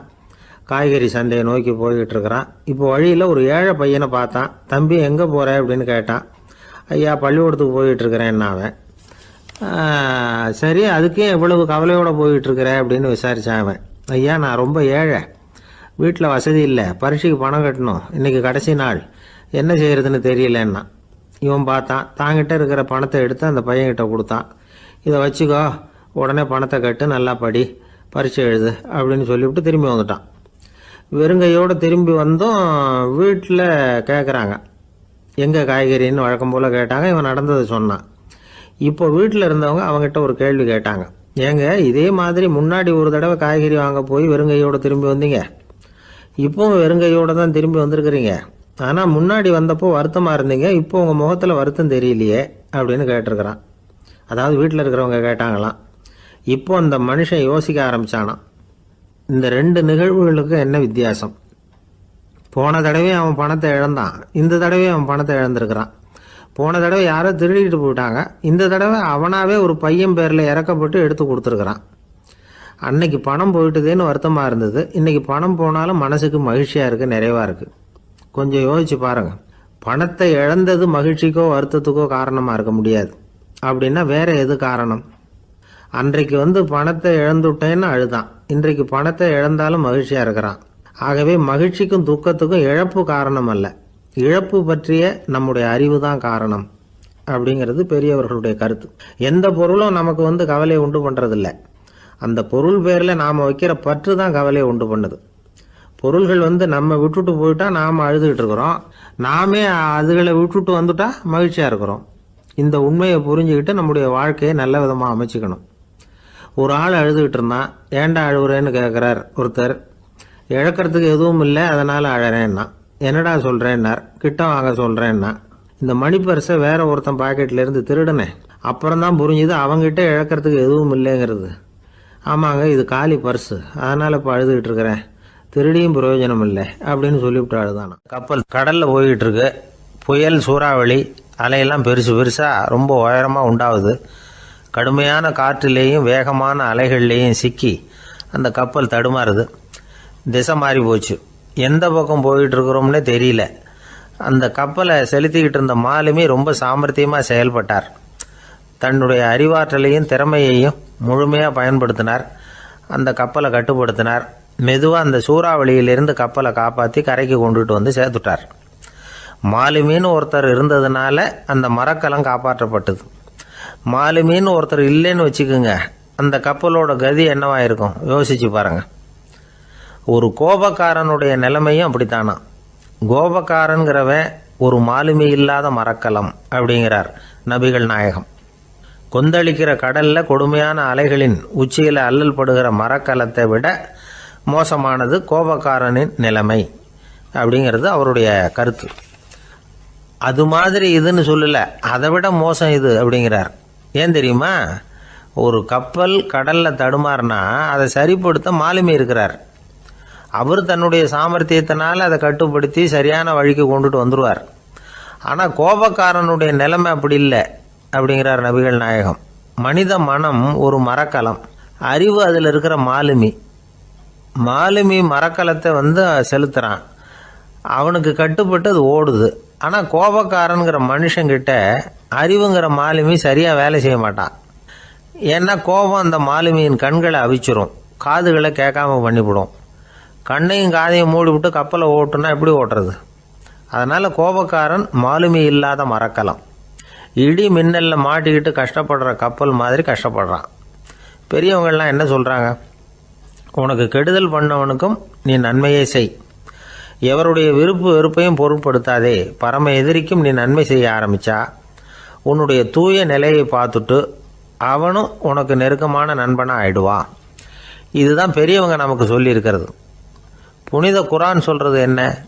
தீமையை நன்மையை கொண்டே நீர் தடுத்து கொள்ளும் அப்படின்னு சொல்லப்பட்டிருக்கு. அதில் இன்னா செய்தாரை ஒருத்தல் அவர் நாண நன்னயம் செய்து விடல் அப்படிங்கிறார் திருவள்ளுவர்.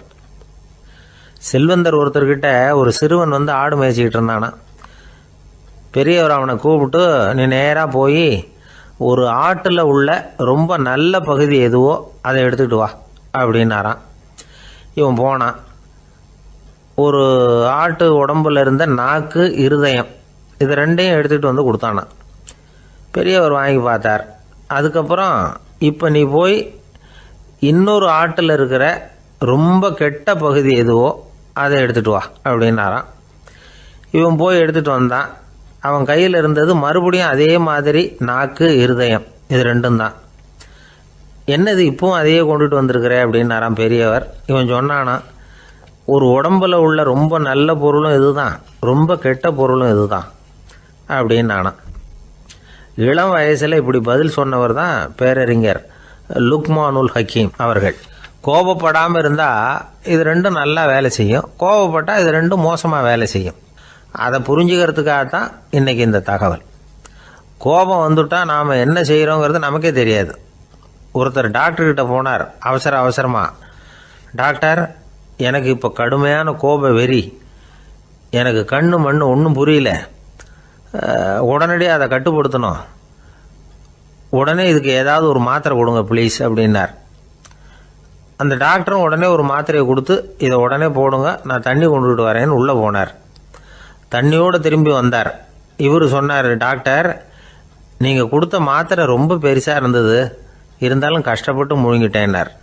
டாக்டர் சந்தேகத்தோட மேசையை பார்க்குறார். பார்த்தா மாத்திரை அங்கேயே இருக்குது, பேப்பர் வெயிட்டை காணல. ஒரு பூங்கா, அங்க ஒருத்தர் நின்றுட்டு இருக்கிறார். ஏதோ ஆழ்ந்த யோசனையில இருக்கிறார். அந்த பக்கமா இன்னொருத்தர் வந்தார். இவரை கவனிச்சார். என்ன யோசனைன்னு கேட்டார். எப்படி எழுந்திருக்கிறதுன்னு யோசனை பண்ணிட்டு இருக்கிறேன்னாரு. அவர் கேட்டவருக்கு ஒரு மாதிரி ஆயிட்டது. ஏற்கனவே நின்றுகிட்டு இருக்கிற ஒருத்தர் எப்படி எழுந்திருச்சு நிக்கிறதுன்னு யோசிக்கிறாருன்னா அது ஆச்சரியம் தானே. அதுக்கப்புறம் இவர் யோசிக்க ஆரம்பிச்சார், என்ன இவர் இப்படி பேசுறாரு அப்படின்னு. கீழே விழுந்தாதானே எழுந்திருச்சு நிக்க முடியும். எழுந்திருக்கணும்னு நினைக்கிறவங்க முதல்ல கீழே விழணும். இவர் முதல்ல கீழே விழணும், அதுக்கப்புறம் தான் எழுந்திருக்கிறது எப்படின்னு சிந்திக்க முடியும். இந்த உலகத்துல எல்லாருமே கீழே விழுந்து எழுந்தவர்கள் தான். இப்ப இந்த குழந்தை பருவத்துல கீழே விழாம நடைபயில கற்றுக்கிட்டவங்க யாராவது உண்டா? சின்ன வயசுல ஒரு தடவை கூட கீழே விழல சார், அப்படியே பிறந்தாரு வளர்ந்தாரு பெரியவர் ஆயிட்டார் அப்படின்னு யாரையும் சொல்ல முடியாது. மனுஷங்கிறவன் விழுந்து புரண்டு எழுந்துதான் நடக்க கத்துக்கிறான். ஒரு உண்மையை நாம எல்லாரும் புரிஞ்சுக்கணும். இந்த உலகத்துல தவறு செய்யாத மனிதர்களே யாரும் கிடையாது.